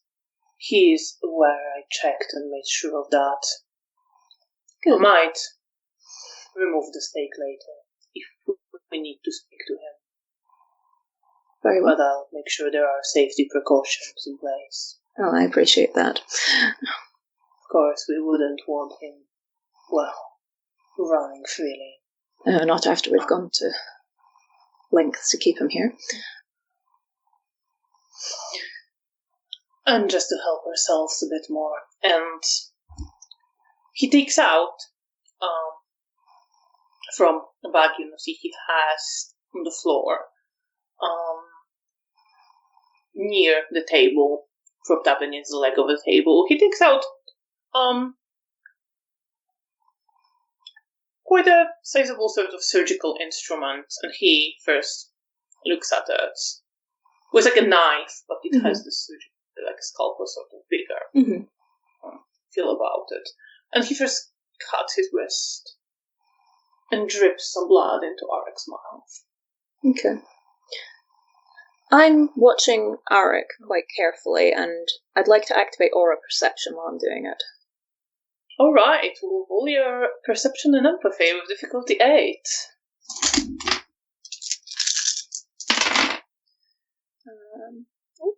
Does insightful apply here?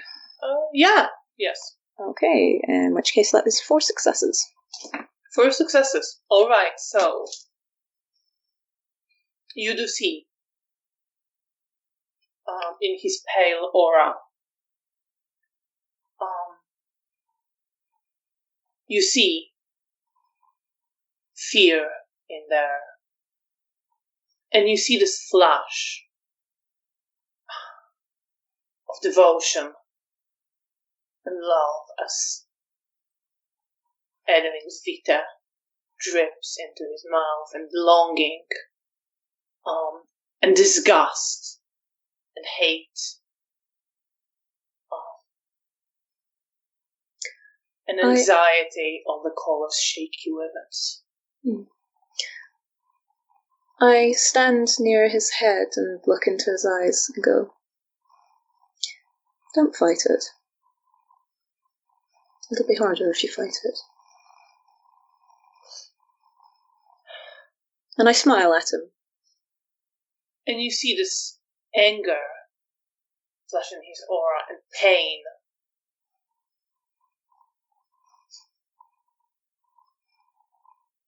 You're afraid.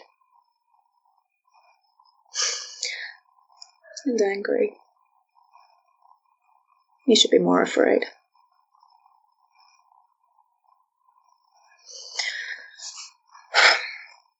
And then I raise my eyes back up.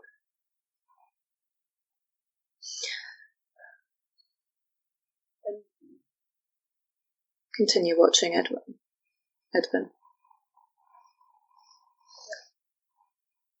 Meanwhile, Janina. Mr. Potocki returns.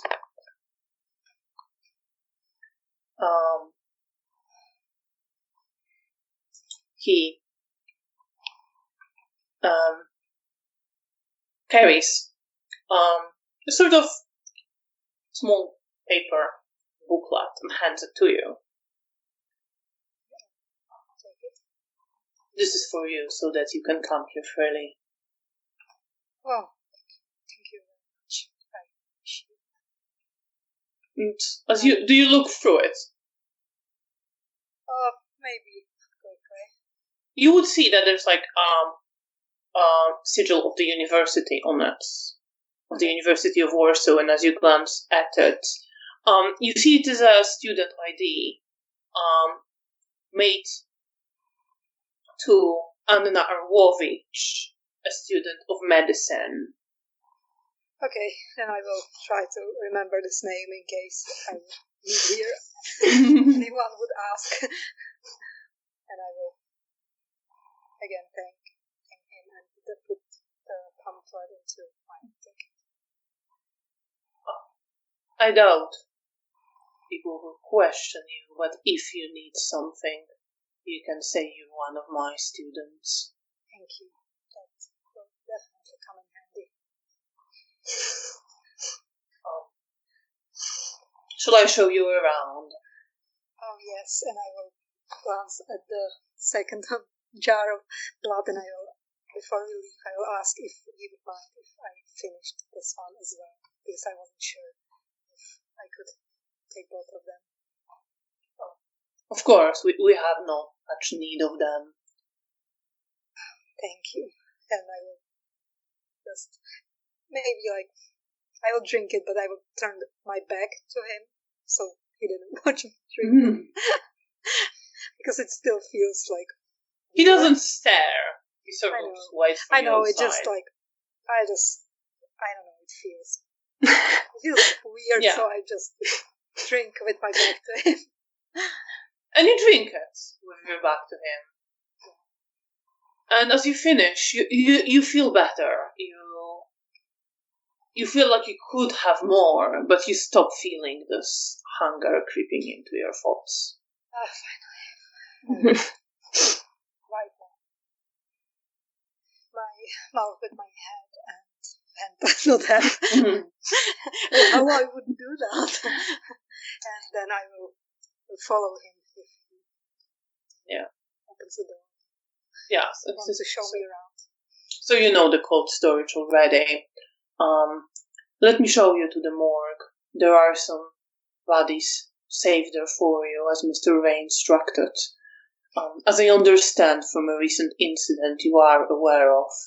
But that's not important, I suppose. Yes.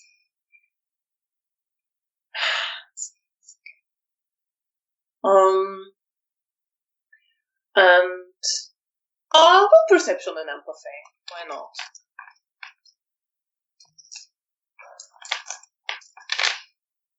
What is the difficulty? Difficulty is 6. So I have 4. How many? 4. 4. Okay, so you do see that, as he says that, there is this sort of feeling in him, almost like he feels bad about this whole thing, a regret. Well, maybe not regret, like it's not, he doesn't feel guilty, but just regret for lives lost, and he maybe, like, he doesn't quite feel comfortable expressing it to you. I just give him a small, comforting nod.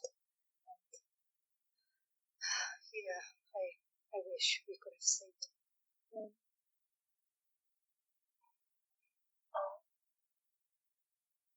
And he sort of stops at that and says, I felt that many times, but one of the many things I learned in my career is that you can't always save everybody. That's true. Still regrettable whenever preventable or even such accidental deaths occur. But he keeps walking and sort of shows you the room, like, well, anyway, this is where we store the bodies. Opens the door and he gestures to one area. The ones for your research are there. And I will go towards. Let me just show you around. You can examine them at will later. Okay. I'll just take you to your lab so that you know where you can work. Thank you so much. And as you keep walking, he still gestures to one room and indicates it as a storage for various chemicals, that you might wish to use.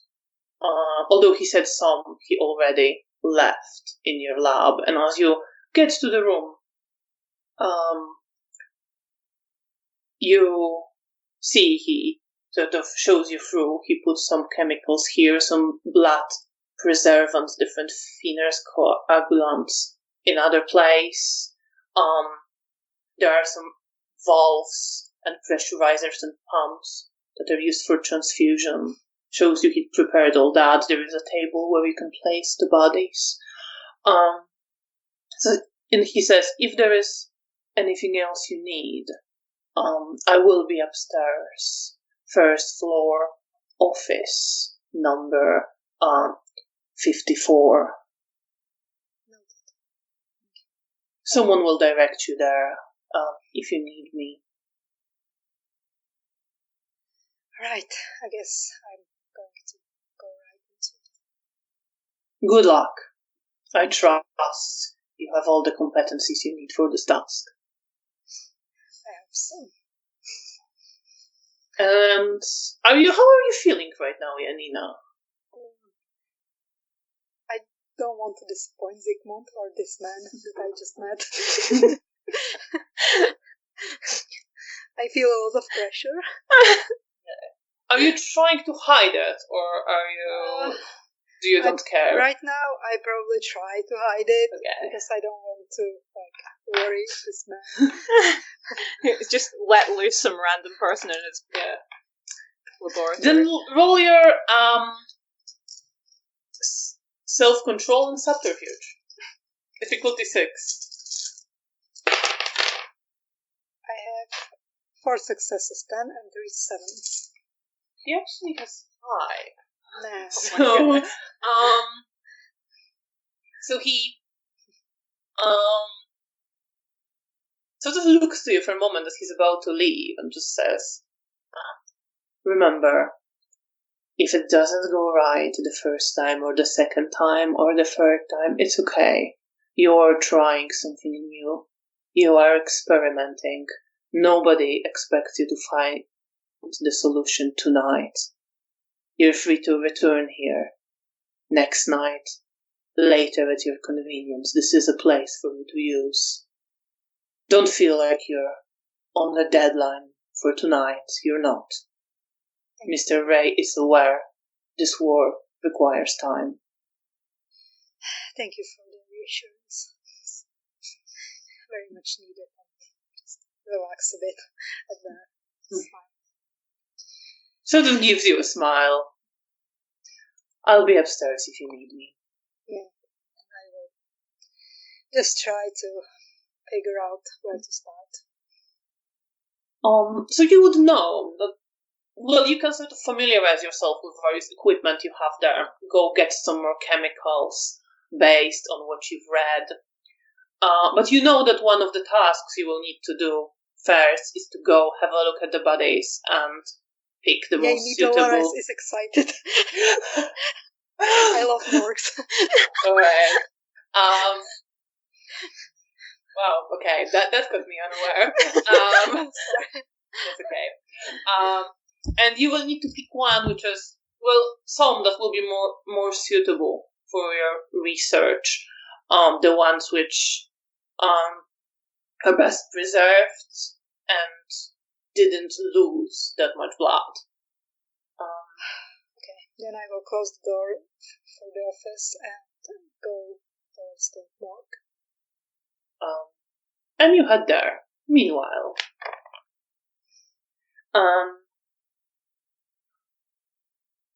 there, you turn your attention back to Edwin. How are you feeling? A bit mixed. There's this part of me that's feeling somewhat vindictive. This is someone who's caused me quite a significant amount of pain. He has taken people from me. But there's also this part of me that, looking through my notes earlier, I had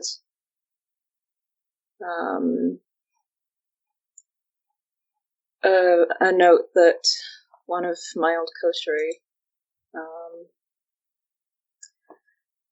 Kuba,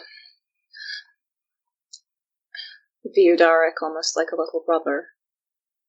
And that thought is sort of playing in the back of my head. And there's this slightly detached thought. It's not necessarily feeling guilty, but there is a part of me that wonders what my old coterie would think of seeing us here, seeing him like this, seeing me like this. Would they be proud? Would they be judgmental? I don't know, because I don't remember them. And as you're thinking that, you train of thought is interrupted by Edwin saying, "Well, I believe we are ready to get started." Excellent.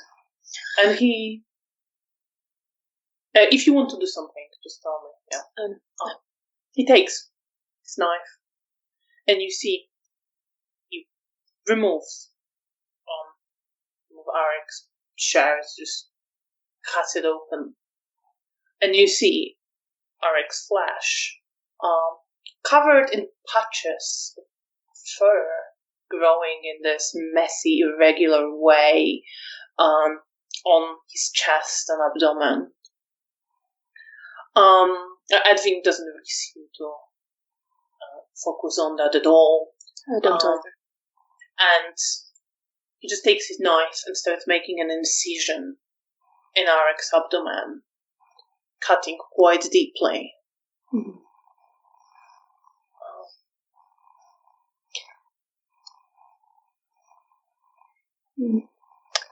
As this is going, I think I start sort of looking back into his face and I don't need to watch the injuries being caused. And I guess I'll start the process of trying to break my way into his mind. So you look at his face, which is motionless. His eyes are open, but completely frozen. As his whole body is where the stake run through his heart. And you focus on getting into his mind.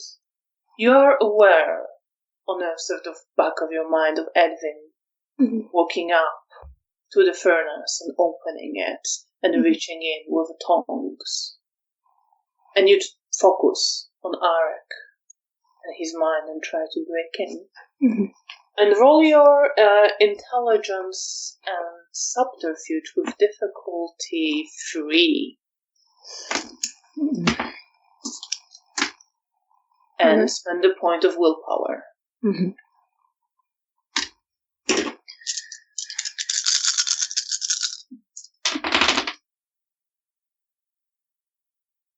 Okay. That is 2 10s, a 9, a 7, and a 6. 2 10s. 2, 4, 5. 5. Okay, 7 and a 6. Okay, yeah. Right. I can do maths. It's fine. So you do bring it into his mind. And as you are breaking in and pushing through his thoughts, you see, you're sort of aware of at the same time Edwin walking up to Arek and opening the incision in his body and dropping a burning coal inside. And as that happens, you don't feel pain, but you see it explode in Arek's mind, a sensation of searing pain in his abdomen, and the flashes of other pain mixed with it. There is a pain of fire burning his limbs and sound of laughter. There is a pain of strained muscles as they struggle, exhausted, with too much effort day after day. There is a pain as someone pushes him to the ground, another laughter, much younger sounding voice. And you're aware of all that. I think as that flash of pain hits him, I push harder. You push harder. I'm not bothered about any mental discomfort this will cause him. No, it's preferable, to be honest.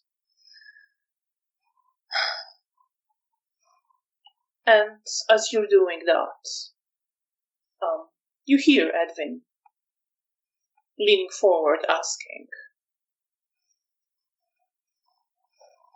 what was the target of the attack? And you feel this resistance in Arek's mind.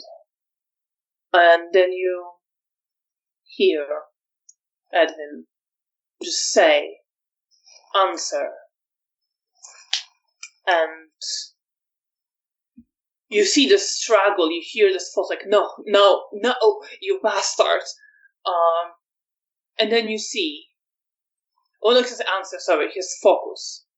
And he focuses, and you see the face of the prince, and you see some kindred you recognize, and random scenes of violence involving them flashing through his mind. And you see Dominic, the Nosferatu ballet dancer, so him terrified, backing away, and Diana stepping in front of him. Okay. Edwin asks, what did you see? I see the prince. I see the other person I recognized. Did they feel important? Like, when I say important, I mean, like, Primogen level. Some would be, some not necessarily. Yes. You get the feeling it's more about violence, yes. Sort of what you saw. Yes, there was random acts of violence. Yeah. I saw the Nosferatu, the fear on his face. The Nosferatu? Mm-hmm. I describe him. Sort of noted that. Mm-hmm. Very well. And then he moves to pick up another coal from the furnace.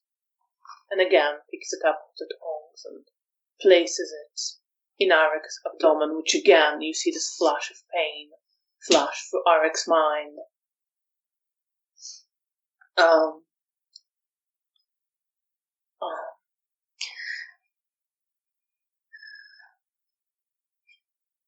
I'm wondering who it was that ordered or arranged,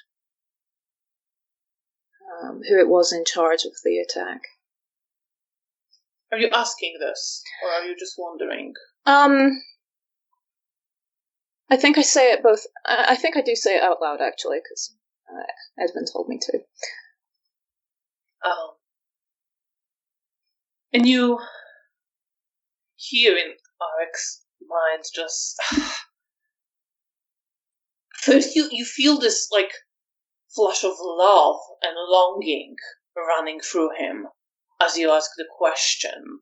And then again, leans towards him, looks into his eyes and tells him, focus. And you see the face of a priest, Florian, which you saw. Did you ask who it was in charge of the attack? I think I asked both who was in charge and who ordered it. I think those were the two questions I asked. So first you see, sort of immediately flashing into his mind, the figure of Florian, the priest, familiar figure, and you see a scene of Florian preaching. You hear the words of sermon invoking strength and overcoming your fears and not hiding in the shadows, and you feel Arek's excitement at it and calmness and comfort. And then you see another quick flash of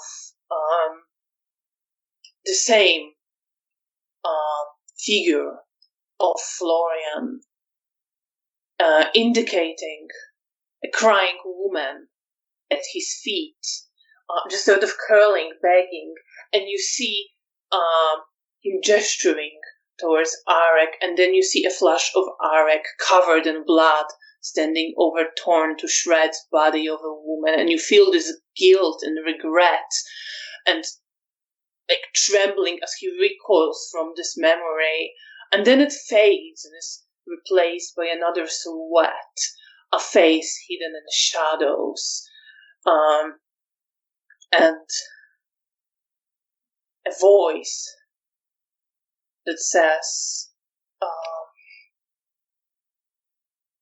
"We have what you're looking for, child, but you need to claim it yourself." And it's a figure you don't know, and you don't quite can make out the features, just that it's wrapped in shadow.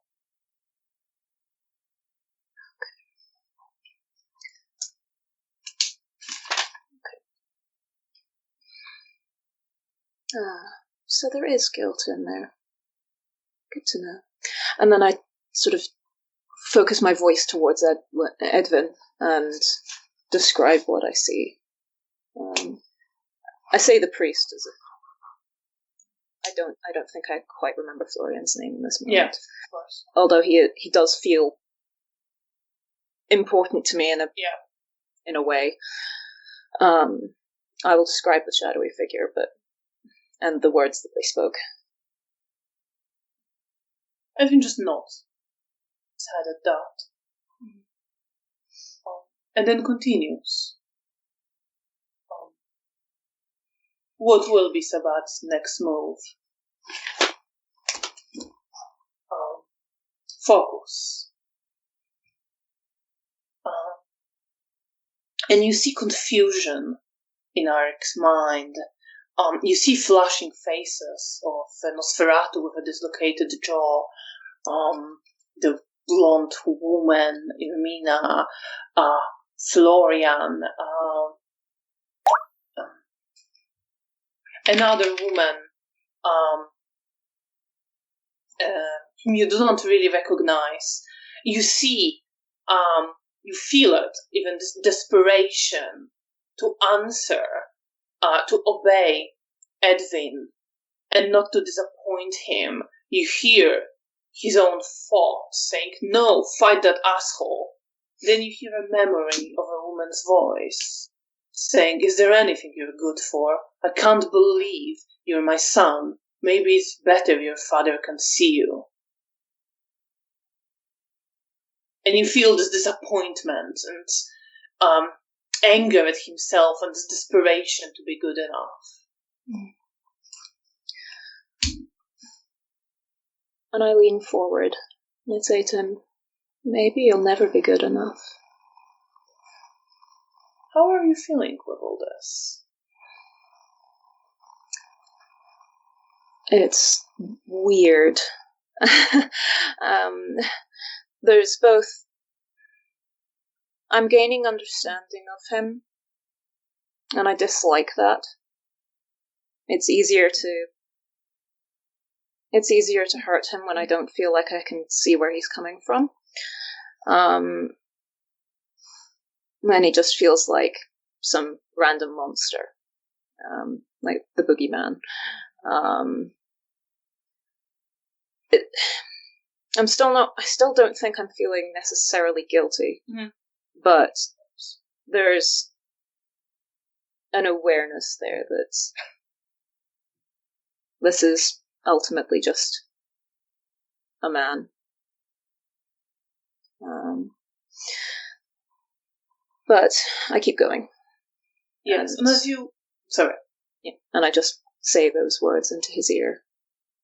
And as you say them, you see these thoughts becoming more turbulent. You get this wave of self-hate overwhelming him. It's almost incoherent. It's just like, useless, no, not good enough, loser. These words just bouncing around his head. You feel this desire to move, to almost rip himself with his claws. Edwin just asks, who would know? Reinforcing it with another order as well.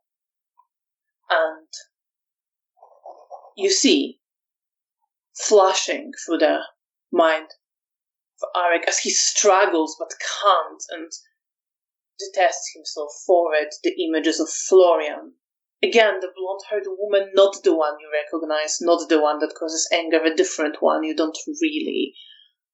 You think you've seen her, but it's very vague. This Nosferatu with dislocated jaw and the face covered in darkness.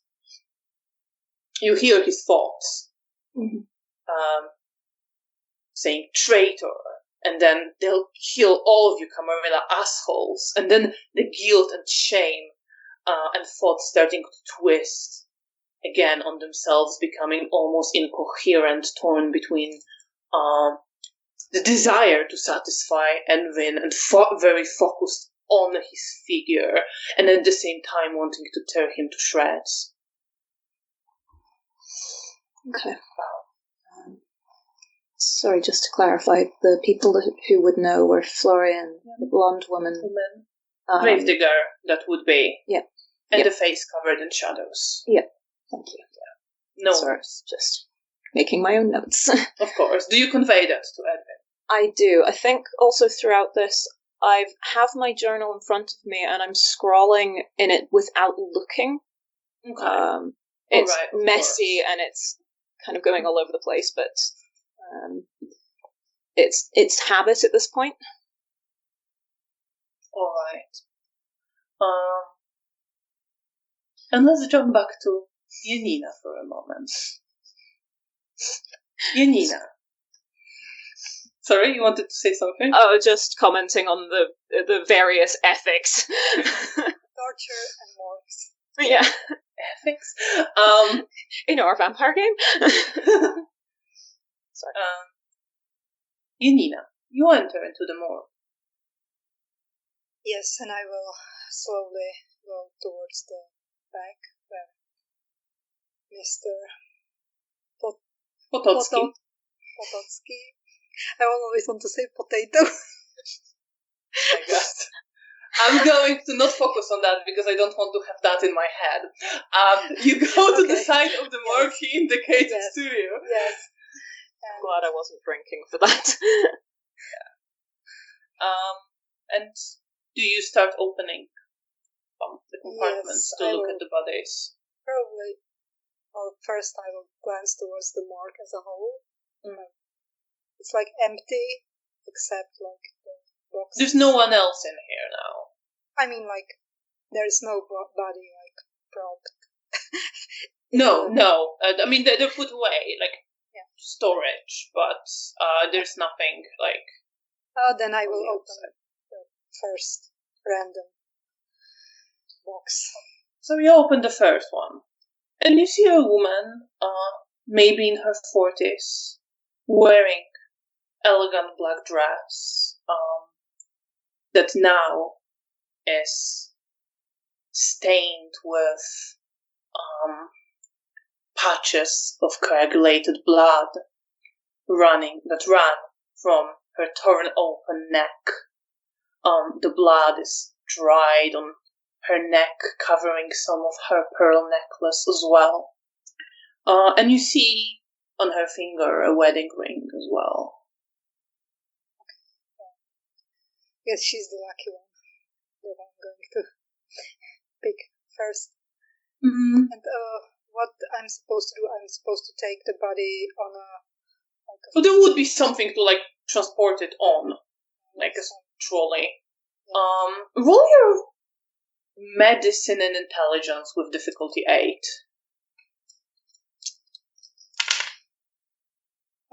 3 successes. 3 successes. So you know, almost instinctively, like, you want to go with the first body you picked, but you know that she, like, quite a lot of her blood is now on her clothing, and you have a feeling she bled out or was drunk from. Okay, then or probably both. So, okay, I will try the other body. You generally get the feeling that you should look at some of these bodies and assess the state, at least of some of them, and pick something one suitable. Right. Then I will open another one. So you open another body, and you see a man dressed in a hotel attendant uniform, You see that his face is frozen in a terrified expression. His uniform is torn. There are some wounds in his body you would have to examine closer to see how deep they are. Okay, then I will proceed. I will probably look at all of the bodies that are available for the study before I pick one. So then you look at another. So do you examine him closer, or do you leave him for now? If he has some wounds that are bloody, then I will probably don't check him further until I check all the bodies and see if maybe there's someone with less injuries. So you keep looking at the bodies. Many of them have this kind of wounds. Some are less deep wounds that you feel like they bled, but they could still be good specimen, for lack of another word, for your experiments. At some point, as you are examining one of the bodies, it's a woman, maybe around 20 years old, who clearly was also working at a hotel, wearing hotel maid uniform. You see her head is smashed and her eyes still open, now empty. As you're just sort of examining her, you want to focus on the task. You have this flash of a memory, which is yourself, but not yourself. And you remember standing over another body with smashed head, and crying, and you have this feeling it's the body of your sister, but you know it's not your sister. But it is. And no, it was found in the street, beaten to death. And you remember the funeral, some of your family trembling, sick and hungry, some missing as they went to the forest to join guerrilla fighting against the occupant of your country. And you feel this anger, and you feel powerlessness as your sister is lowered into the ground, as you see her with a smashed head, her body brought after she was murdered. And you're standing there over the body again. Okay. Does it feel like it's Nella's memory? Yes, absolutely. Well, I honestly forgot about her until now. Janina might have, briefly, but now it's back. Yeah. I probably just stand there. Because this also reminded me of the fact what happened with her, that I did this to her, that I consumed her, and I did probably not forgot, but I put it probably on a back burner for a few, I guess, weeks right now, because I was busy with other things. But it just makes me disgusted with myself. I probably just need 5-10 minutes to pick myself back together, and after that I will continue to assess the bodies. But I still think there's this thing on my back about what happened with Noah and with everything else that I feel guilty for.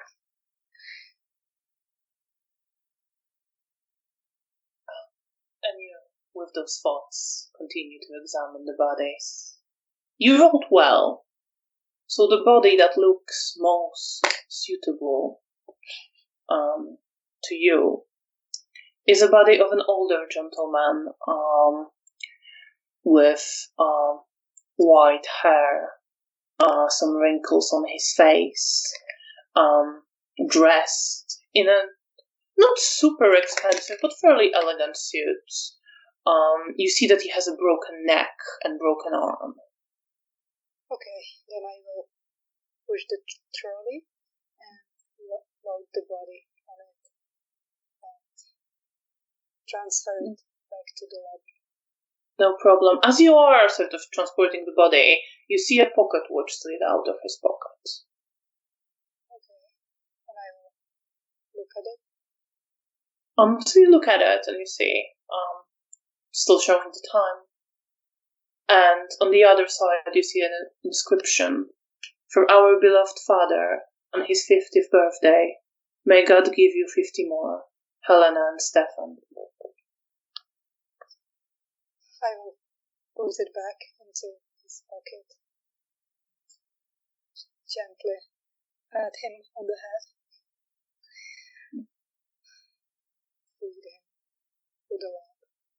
How are you feeling, having looked at all those bodies of victims of Sabbat attack? A lot of memories. I guess I'm not a stranger to seeing dead bodies even before I was burned, so it makes me sad that all these people have had to die so senselessly. But I also feel like guilt because I also hurt some of the people. Not these people, but I know that I killed some people too. It's just, especially now when I saw the pocket watch for the man, it just puts a personality on the body. So I know that these people were they were not just bodies before. So. But you roll body into your lab. Meanwhile, Bear. You see Edwin take out the coals that he put in Arek's body, place them back in the furnace, and take one more and another one and place them back in the incision. And you again feel this flash of pain and hate, and certain, as well as certain almost satisfaction, like he savors almost the sensation of pain, hoping for more.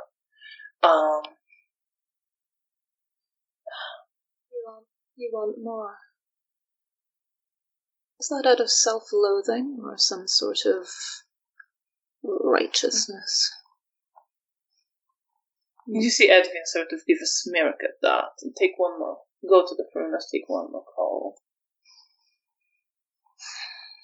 And he sort of brings it closer to Arek's face and then places it almost near the stake in his heart, playing with it there for a moment, and just sort of says, "You would like to die, wouldn't you?"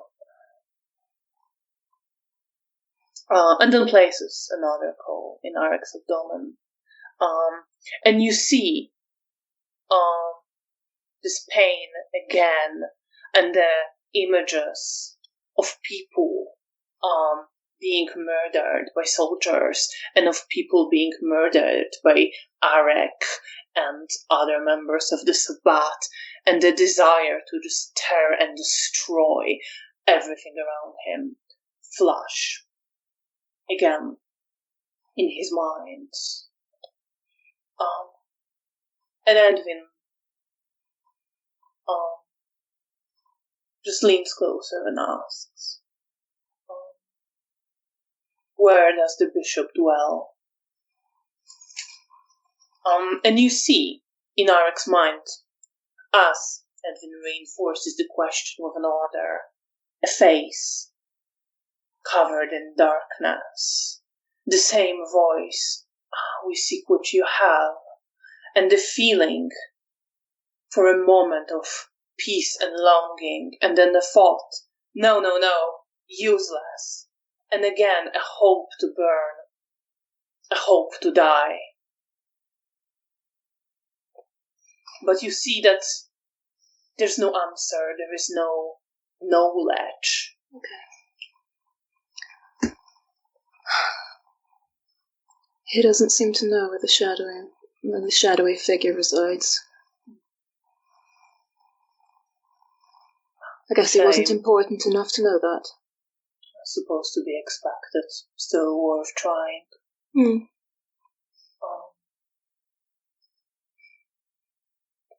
Well, and he looks into Arek's eyes again. If given the opportunity, who would want to get you back the most? And you see, flashing immediately as even before Edwin enforced it with an order, an image of a woman with curly brown hair, Estera, and a voice saying, "My sister." And then, "She's gone, fuck you." And then a woman's voice, the voice you heard before, saying, "Is that how you're providing for your siblings?" And I leave it to you how seeing that image in his head affects Bera. It brings up some not so good memories of my own, but there's also this pity for him, I suppose, that the person who'd want to get him back the most isn't even alive anymore. What do you tell Edwin? I tell him as much that the person who would want him back the most is already dead. You see him sort of nod to that and then lean back to Arek and just say, "Who else?" Focus. And you see an image of a Nosferatu with dislocated jaw. You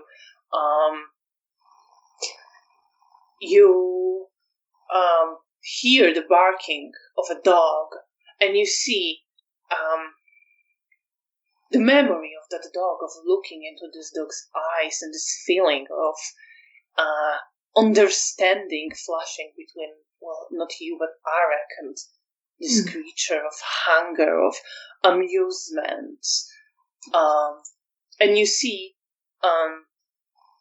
memory of Arek standing over bodies of German soldiers, blood dripping from his claws, and the figure of Nosferatu with a dislocated jaw just clapping and saying, "Well done, keep at it."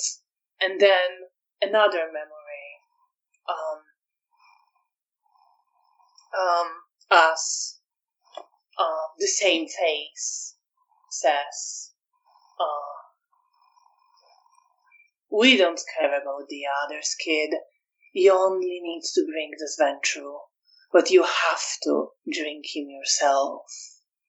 And you feel this pain, this twisting feeling, and you get a flash of Martin's face, and his sympathy for Arek, and Arek's fear at the powerlessness and docility and frustration, and you feel like you get a flash of guilt in there, and some desperation and some hope. And value perception and occult with difficulty 8. Oh boy. Perception and occult.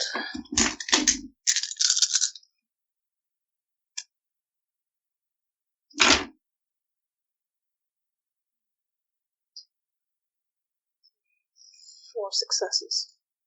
Yes, four successes. Yes. So as you're looking into the thoughts and deep into Arek's head, you get a sense of someone else, someone you knew, someone who guided you. And you see the face of Martin, and you get a flash of a memory of him giving you a journal, and you get a flash of worry, and tension and desperation not to disappoint. And then you get this sense of fear and anger and frustration that are dissipating, dissolving, disappearing as his whole self disappears.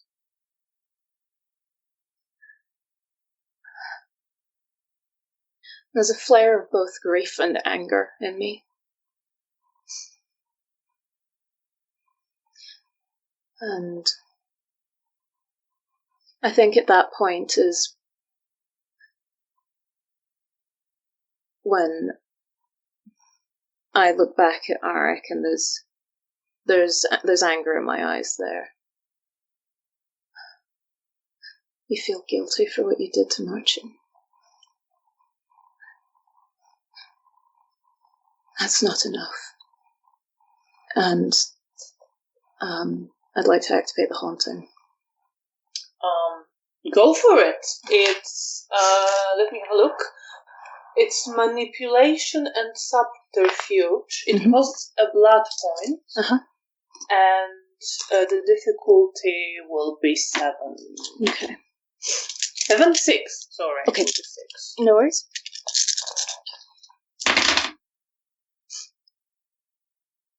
Oh boy. That is 5 successes. So you activate hunting. Yes. And I just channel. I just force the emotions that I feel. And now I genuinely want to cause him suffering as I remember Marcin. And the knowledge that that Arik took him from us. That he diablerized him like this. And you are still in his head. And you see this pain and guilt grow, and you hear voices that become stronger. And you hear laughter, mean laughter. Some of the voices almost kid-like, very young.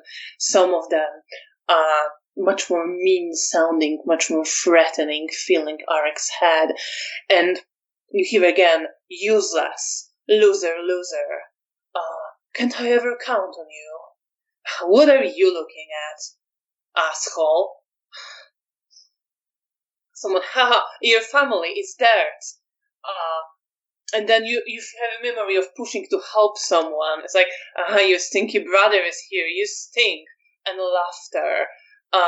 Fuck off from here, no one wants you. Useless.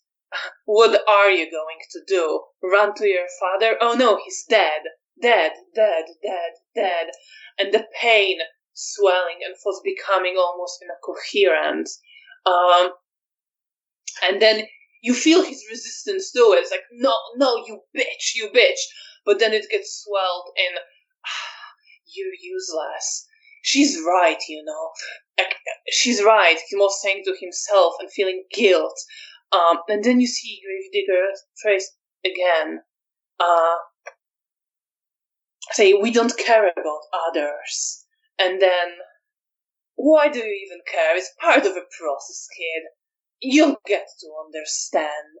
And you see, again, Marcin's face twisting in fear. You have a feeling of his limp body crumbling to ashes. And the memory of that, and elation, and disgust with oneself, and wanting to throw up, but not being able to, and laughter, and someone patting you on your back.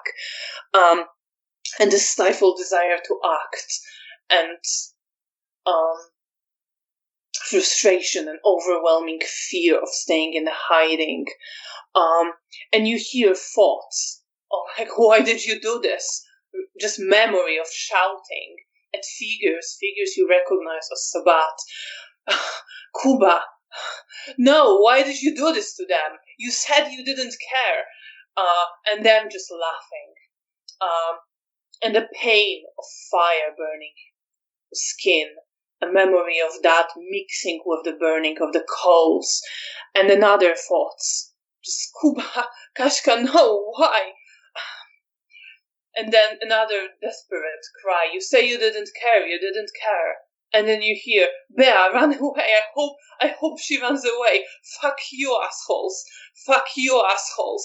And then something like, no, she's a bitch. No, and the memory of this screaming and hope, you will run away. As I'm experiencing this, a bloody tear lands on his face.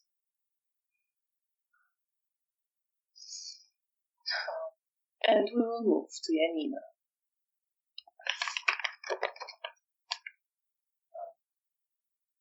Janina, you are in your lab. You moved the body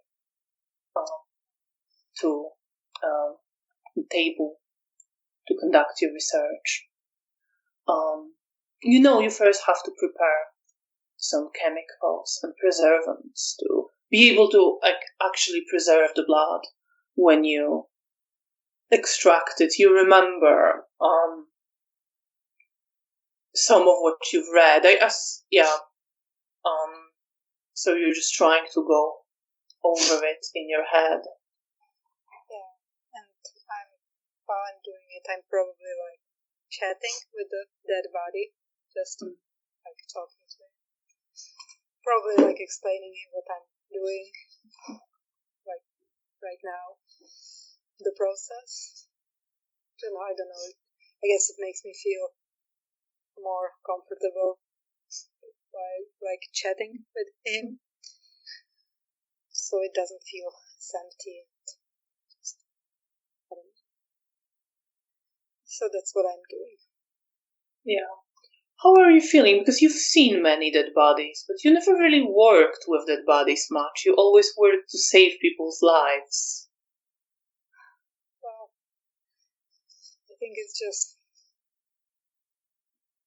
I think about trying to ease my feelings about like this particular body by like imagining his life and imagining like his family, who were the children who signed the watch, and just I don't know, imagine like and asking him I'm like asking him some questions, and I don't expect like answers. Yeah, of course. I'm just like, what kind of things are you asking, just out of curiosity? What would be on Janina's mind? She would probably like ask him things about his imagining like his happy memories with his children, like when they were little, like imagining what I would imagine like happy families did, like I don't know, playing with his kids when they were little, taking them out to parks, I don't know, like stuff like that I assume that families do. Yes, and how do you feel doing that? Because you didn't really experience that quite. Yeah, it feels...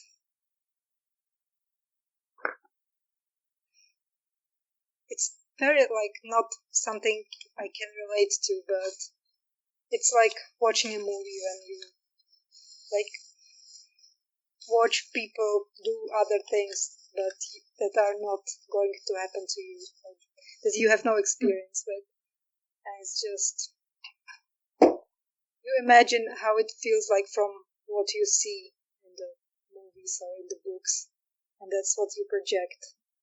So that's how I feeling about it. It's something I wish I had. Like a fantasy almost. Yeah. And you're thinking about this as you're preparing all the things you will need to preserve the blood. And we will roll for that later, but for now, you have to try extracting some. It's going to be harder than normally taking a blood, extracting it from a dead body, but you have equipment and substances to help with that. So just to see how well you're able to do this, Roll your medicine and intelligence with difficulty 7. You can also use willpower if you want. Oh, it's too late for that. Yeah. I'm sorry, I forgot to remind you. No, it's okay. I'm usually trying. I'm remembering it, but Okay. I have 7. You said? Yeah. Okay, then I have 10 and 7, so 2 successes. 2 successes. So you are able to do this. You are being very careful with it. You know you can't go too slow because then the blood will start to coagulate. You're able to thin some of it and then start extracting a small sample for now. You have a container for it prepared to try to preserve it. And you, as you extracted this blood, you're not that hungry anymore, but you are aware of the wounds that hurt you, and you are surrounded by the smell of working with blood. And there is probably a thought that flashes somewhere that you could drink some of the blood left in some of the bodies. You could feed on that. I'm trying to push it away for now. Maybe if I will make some progress, then I would maybe treat myself. Of course.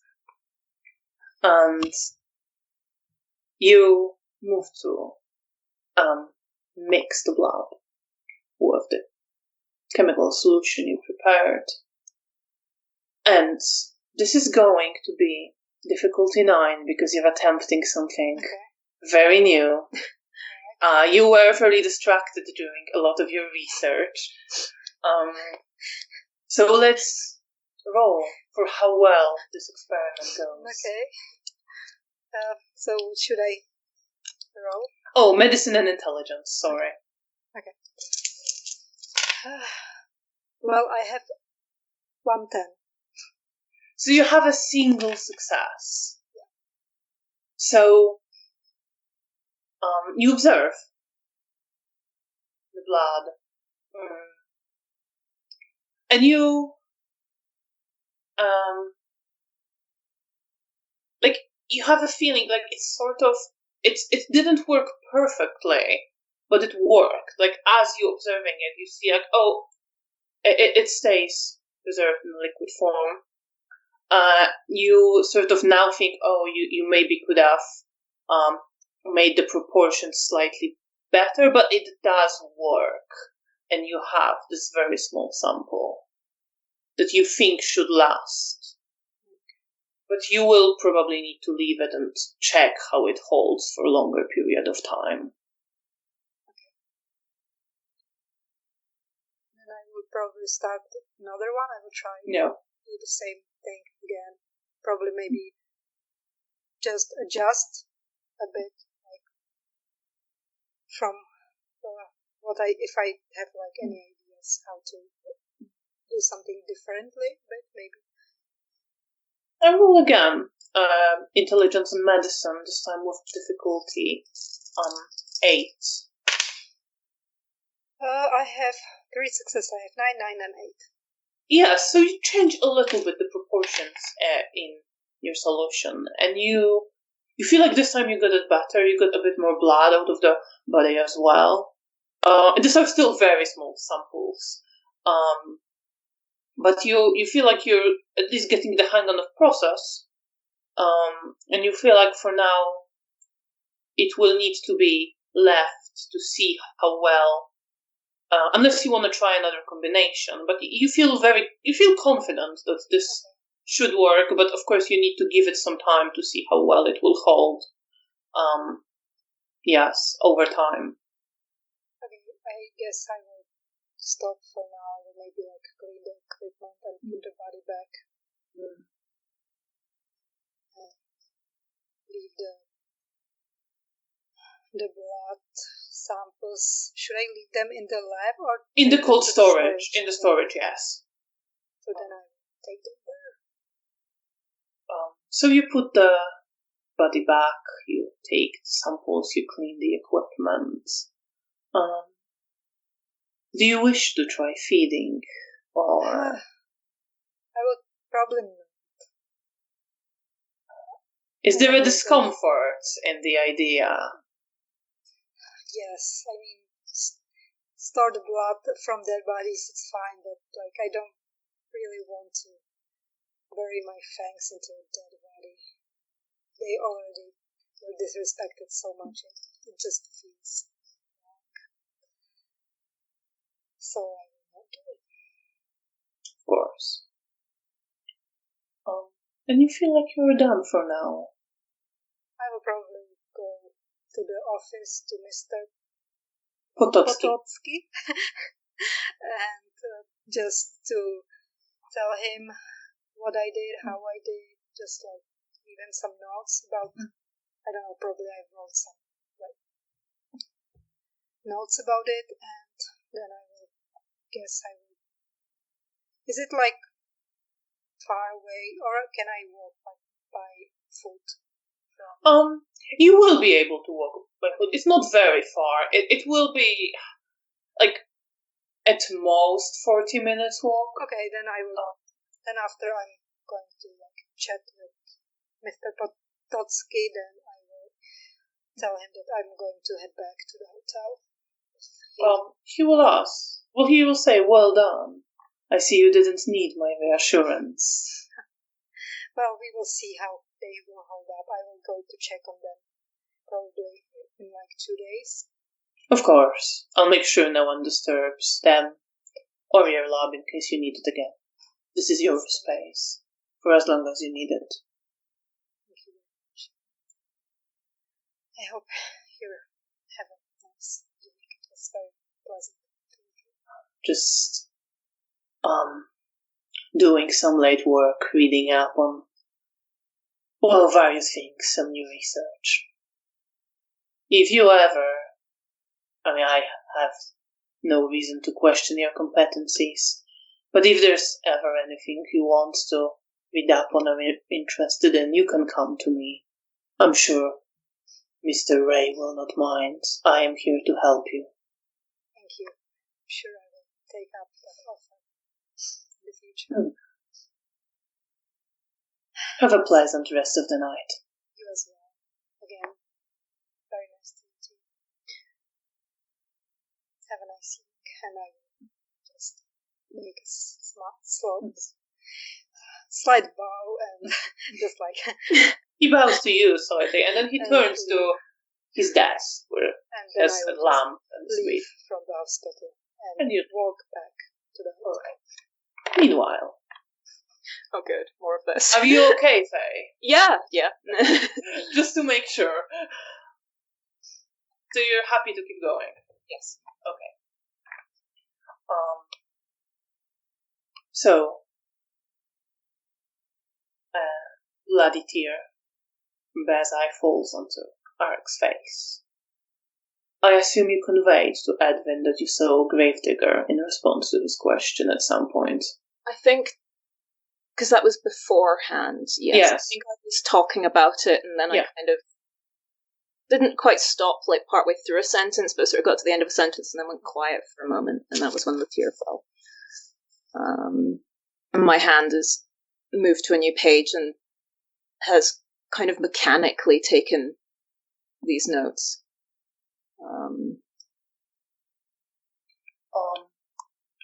And Edwin, as you pause,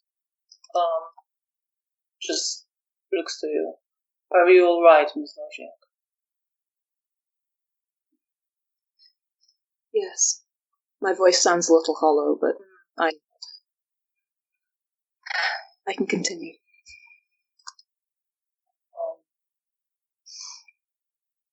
Let's continue then. I think we may wish to. Some things are better conveyed with words, but I would ask you to stay in his head for extra information and context. Yes, sir. And then, just as first, some safety precautions. And he goes up to Arek and touches his hand. and starts almost saying something. You don't quite hear the sound, you more feel it. The words that don't make sense, the words that twist themselves, escaping your consciousness. And you see under his touch Arik's whole hand and arm curl up and wrinkle as they're drying out, contracting, and becoming this useless, desiccated husk. And you see Edwin walk up to the other side and repeat the same thing on another hand. And then also on each of Arik's legs. Okay. And there is a touch of revulsion you feel as you hear those words that you don't really hear, but they're almost like invading your consciousness. I think Arik will probably say it on my face briefly as I make a face of discomfort. And I think as Edvin's focusing on Arik's legs, one of my hands, it absent-mindedly kind of brushes the hair on his head, and almost gives like a comforting gesture. I kind of do it without thinking. And when Edwin finishes, you see he takes something out of his pocket. It looks like some red beads, and you see him take a cup from his bag and just put them in and squeeze them and smash them. And then he mixes the cup a bit and takes a drink. Considers for a moment. One more thing. Do not be alarmed, Ms. Wozniak. This is all controlled. And he walks up to the furnace and takes another coal with the tongs. And he, just with his teeth, cuts it on and drips some of his blood on the coal. And then again, you hear muttering those words. And you see him raise the coal with the tongs to his mouth, pause for a moment, and then he puts it into his mouth and swallows it. And only occult and perception with difficulty 8. Okay. Occult and perception. I take it insightful's not going to be relevant here. Not quite, I think. Nope, that's fine. 4 successes. That's more than enough. So you see, as you hear the words, you feel them twisting reality through them, and they're deeply unnatural, even to you. And you see, as you look at Edwin, the heat from this coal going into his body, feeling it and merging with it, and you feel revulsion, and there's this instinct in you, a flash of instinct to back away, to run away from this. And then it's gone. And Edwin just straightens. It would be better if you kept your distance from me, just for your safety. Nothing to be alarmed about. Understood, I say, trying to keep my face as impassive as possible. And what's going on the inside? Well, more of that revulsion, I think, and the discomfort.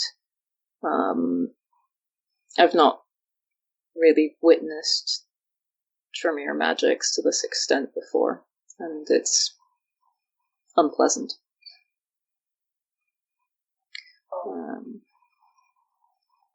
But I don't want to show that. How about your self-control and subterfuge?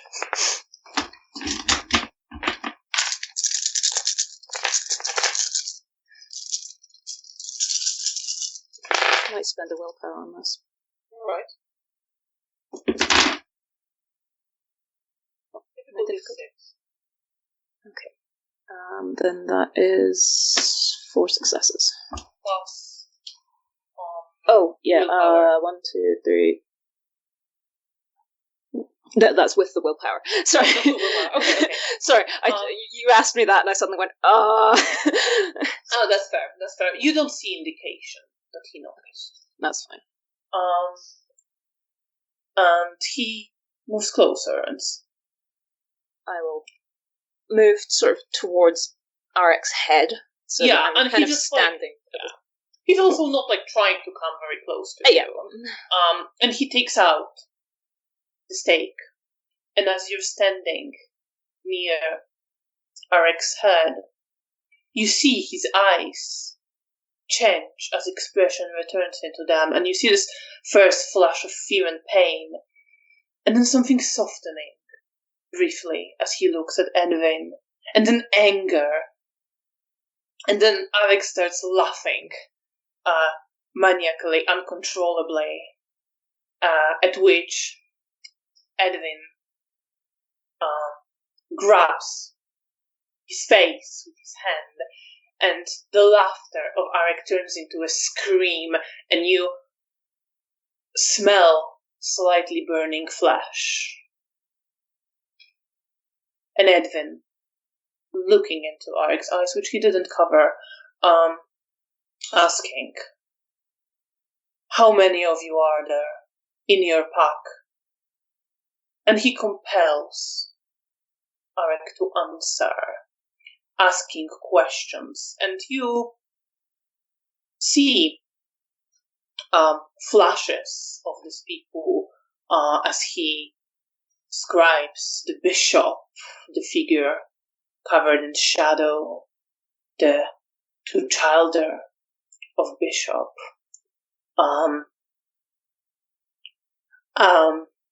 Florian, the priest, and Anita, where you see the flash of the woman with blonde hair, whom he recognizes, but there isn't really any much of a feeling.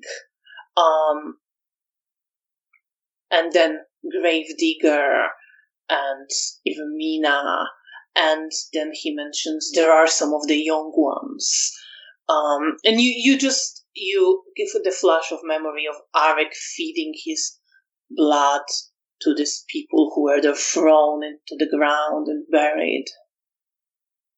And then you see that his face contorts, and he says, "Zimovit," and you feel the smell of blood, and you see in his mind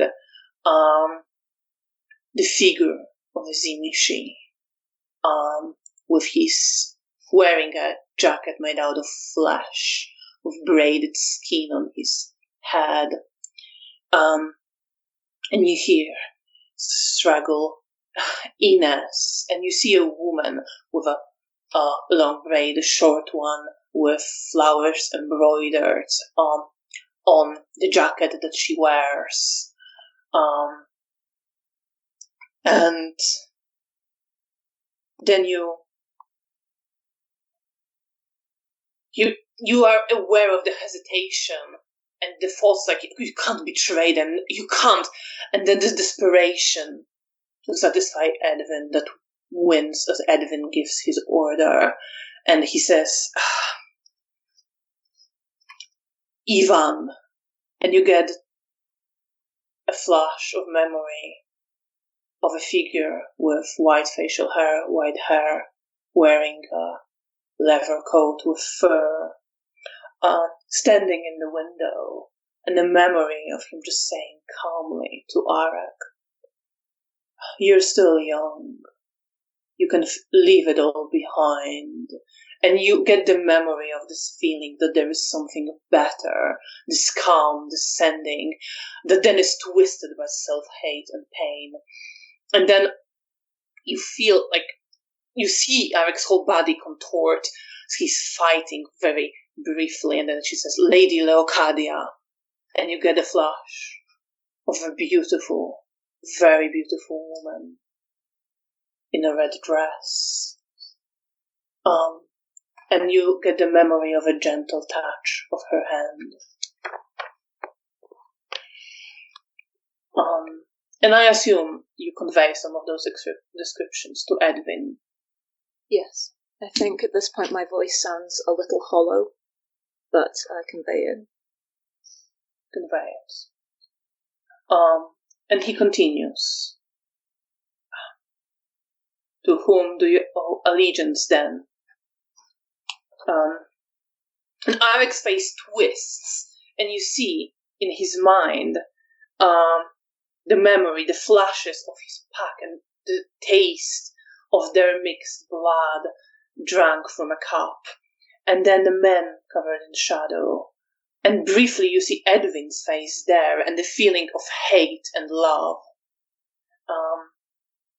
And you see a woman in torn up, like patched up clothing of very poor quality, saying, "Why aren't you a proper man? You're no good." And you see the figure of Ivan again, standing in the window, memory of mountains, of stories of mountains. And you see memory of Arek at the grave. And you know it's a grave of his father, and him standing there for hours, visiting. And you see Leocadia and feel the memory of admiration and love and devotion Arek has for her. And you see him as he twists,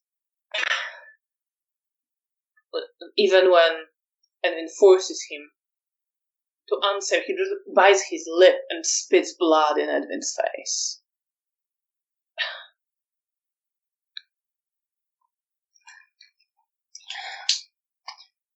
I will relay what I see, and I think at any other point I might have handed Edwin a handkerchief, but I don't. Not now. He wipes off his face. Just gives a smirk, seeming completely unfazed.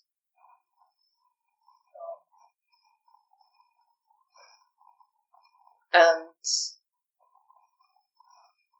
again, moves his hand closer, this time grabbing Arek's neck and digging fingers into it. And again, Arek screams. And it is this loud, piercing scream that fills this room, echoing of the walls. And Edwin still seems completely unfazed. I don't know if you're observing him closely or if you don't really care what he's thinking. I feel like my focus is mostly on Arek's face, but there's kind of an awareness of the room around me, and I think I am examining Edwin to a certain point, and there's something about how little this affects him that makes me slightly uncomfortable. Right. And he asks, when did this Leocadia come to Warsaw? And you immediately, Arek answers, that's Lady Leocadia. And then Edwin just leans forward and looks him in the eyes and says, answer. And Arek starts shaking his head, saying, fuck you, I don't know, fuck you, man, just fuck you. And it sounds like a pleading. And you get a flash in his mind. There's a flash of war. There's this frustration at being stifled from fighting those who occupied his city, and a satisfaction at slaughtering them. And then just quick thoughts, Masquerade, bullshit, they're murderers, they're cattle. And he answers, there's sometime during the war, but it's all bullshit. Fuck you. And you see his face contorts almost as if he was about to cry, but he doesn't quite cry. He's just shaking. His head hitting it a bit, shaking it harder. I relay that I'm just seeing the war. Edwin just nods to this, still looking completely unfazed by any of this. And then asks, what did she come for? To which Arek just laughs in response, and it's really unhinged, uncontrollable laughter, and you get a memory of the laughter laughing at him in his head, and again these words, loser, oh, where you gonna go, run to your father? You're useless to me, you should get some proper work. And he's just laughing. And Edwin uses dominate again, and Arek just continues to laugh and says, you got the wrong man. I don't know shit. Go on, continue. I don't know shit. And continues to laugh, but you see in his mind this yearning for Edwin and disgust. And you see a flash of Leocadia and this longing that he misses her. And thoughts, my lady, I don't want to betray you. And then his thoughts become twisted again, contorting onto each other. And Edwin completely focused on him now. He keeps saying, did she destroy the chantry? Answer me.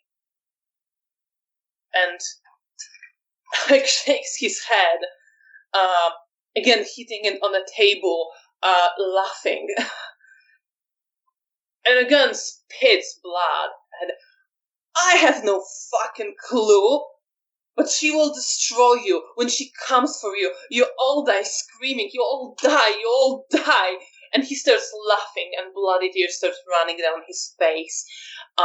And you see his thoughts are just torn between several different people, Lady Leocadia, Edwin on the other hand, some of his packmates, and he's just shaking his head, trying to move, but his limbs are useless and limp. Edwin straightens. Is there anything you saw? His thoughts are a mess now. You get the feeling that he genuinely doesn't know answers to those last questions. I will tell him as much then. Well, I suppose it is enough for now then. Unless there's something else you wish to ask. I think you've asked the pertinent questions. Well, then we're done here. And he picks up the steak that was lying on the table and just puts it back into Arek's chest. Again, looking completely unfazed. While I'm still in Arek's head,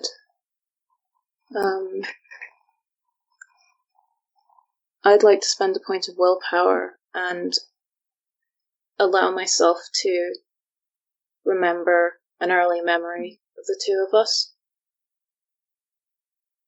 A positive memory of the two of us. And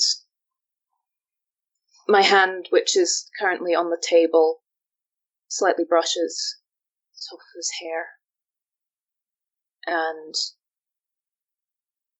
I send him the memory of one of the nights when we comforted each other. And you get this pang of guilt, and the same memory almost reflected but at you. And some similar memories of you comforting him and easing his fear, and him sharing his frustration with not being able to fight for his city. not being allowed by Martin and Camarilla. And then the pain and self-disgust and everything being shaky and anxiety and desire to just die and for it all to end.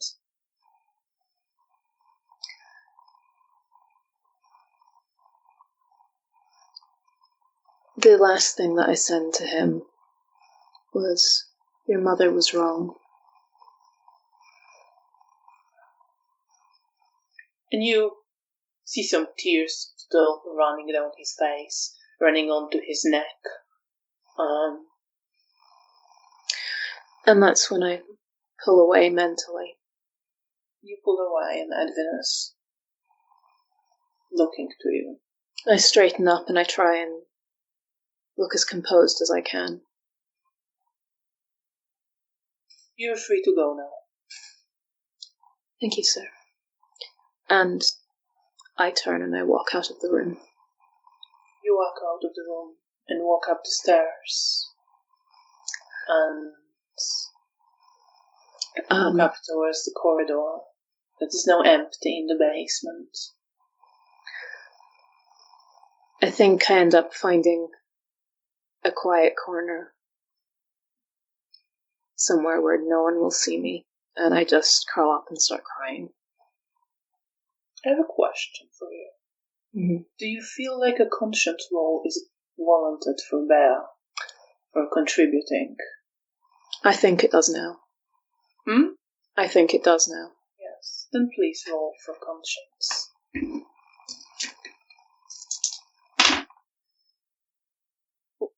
What am I aiming for in this? 8. I have an 8 and a 9. Then you feel guilt overwhelming you right now. But I'll let you describe how it manifests. I'm curled up, maybe like under a stairwell somewhere. My arms wrapped around my knees. I've pressed a handkerchief into my face and I'm just sobbing. And I stay there for some time. Eventually I take the handkerchief and pull out a little pocket mirror and wipe my face clean. And I look at myself in the mirror for a bit. And I feel an echo of the disgust that Arik was feeling. And I think we can leave it at that for now. Meanwhile, Janina, you are walking back in the rain mixed with snow. You feel the ground slippery under your feet, a thin layer of ice covering the streets and the pavements. You have succeeded at the first stage of your project, you think. At least you're sure you're on the right track. You have memories of the victims of the attack and sudden humanity you saw in them. Some echo of a memory of Nella, still somewhere there in your head. This loss of a sister. How are you feeling on the way back? What are you thinking about? Well,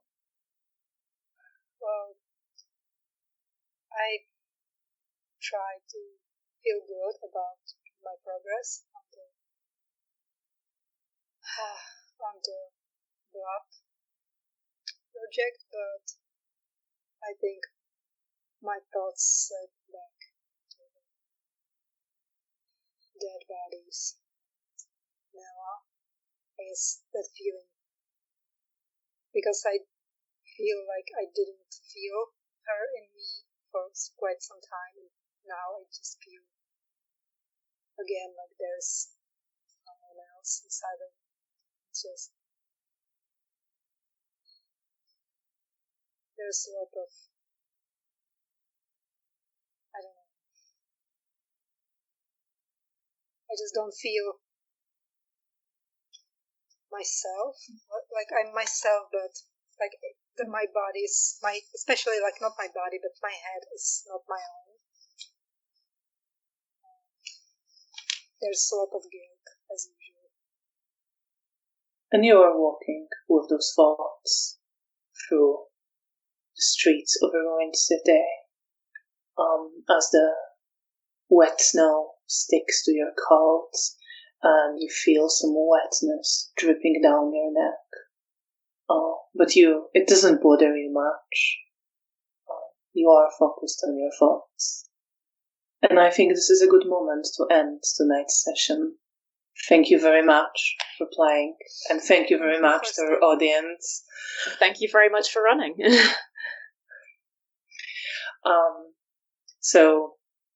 Right. Thank you so much for everyone who joined. We hope you enjoyed this episode. I hope my players enjoyed this more intense episode. Yes.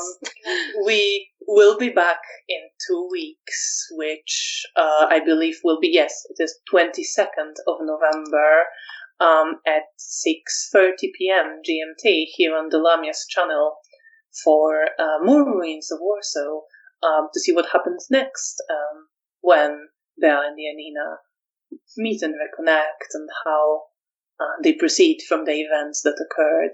We hope you will join us. We really appreciate your support in following this story that we're telling, and hope to see you with us in 2 weeks. Thank you and good night. Thank you.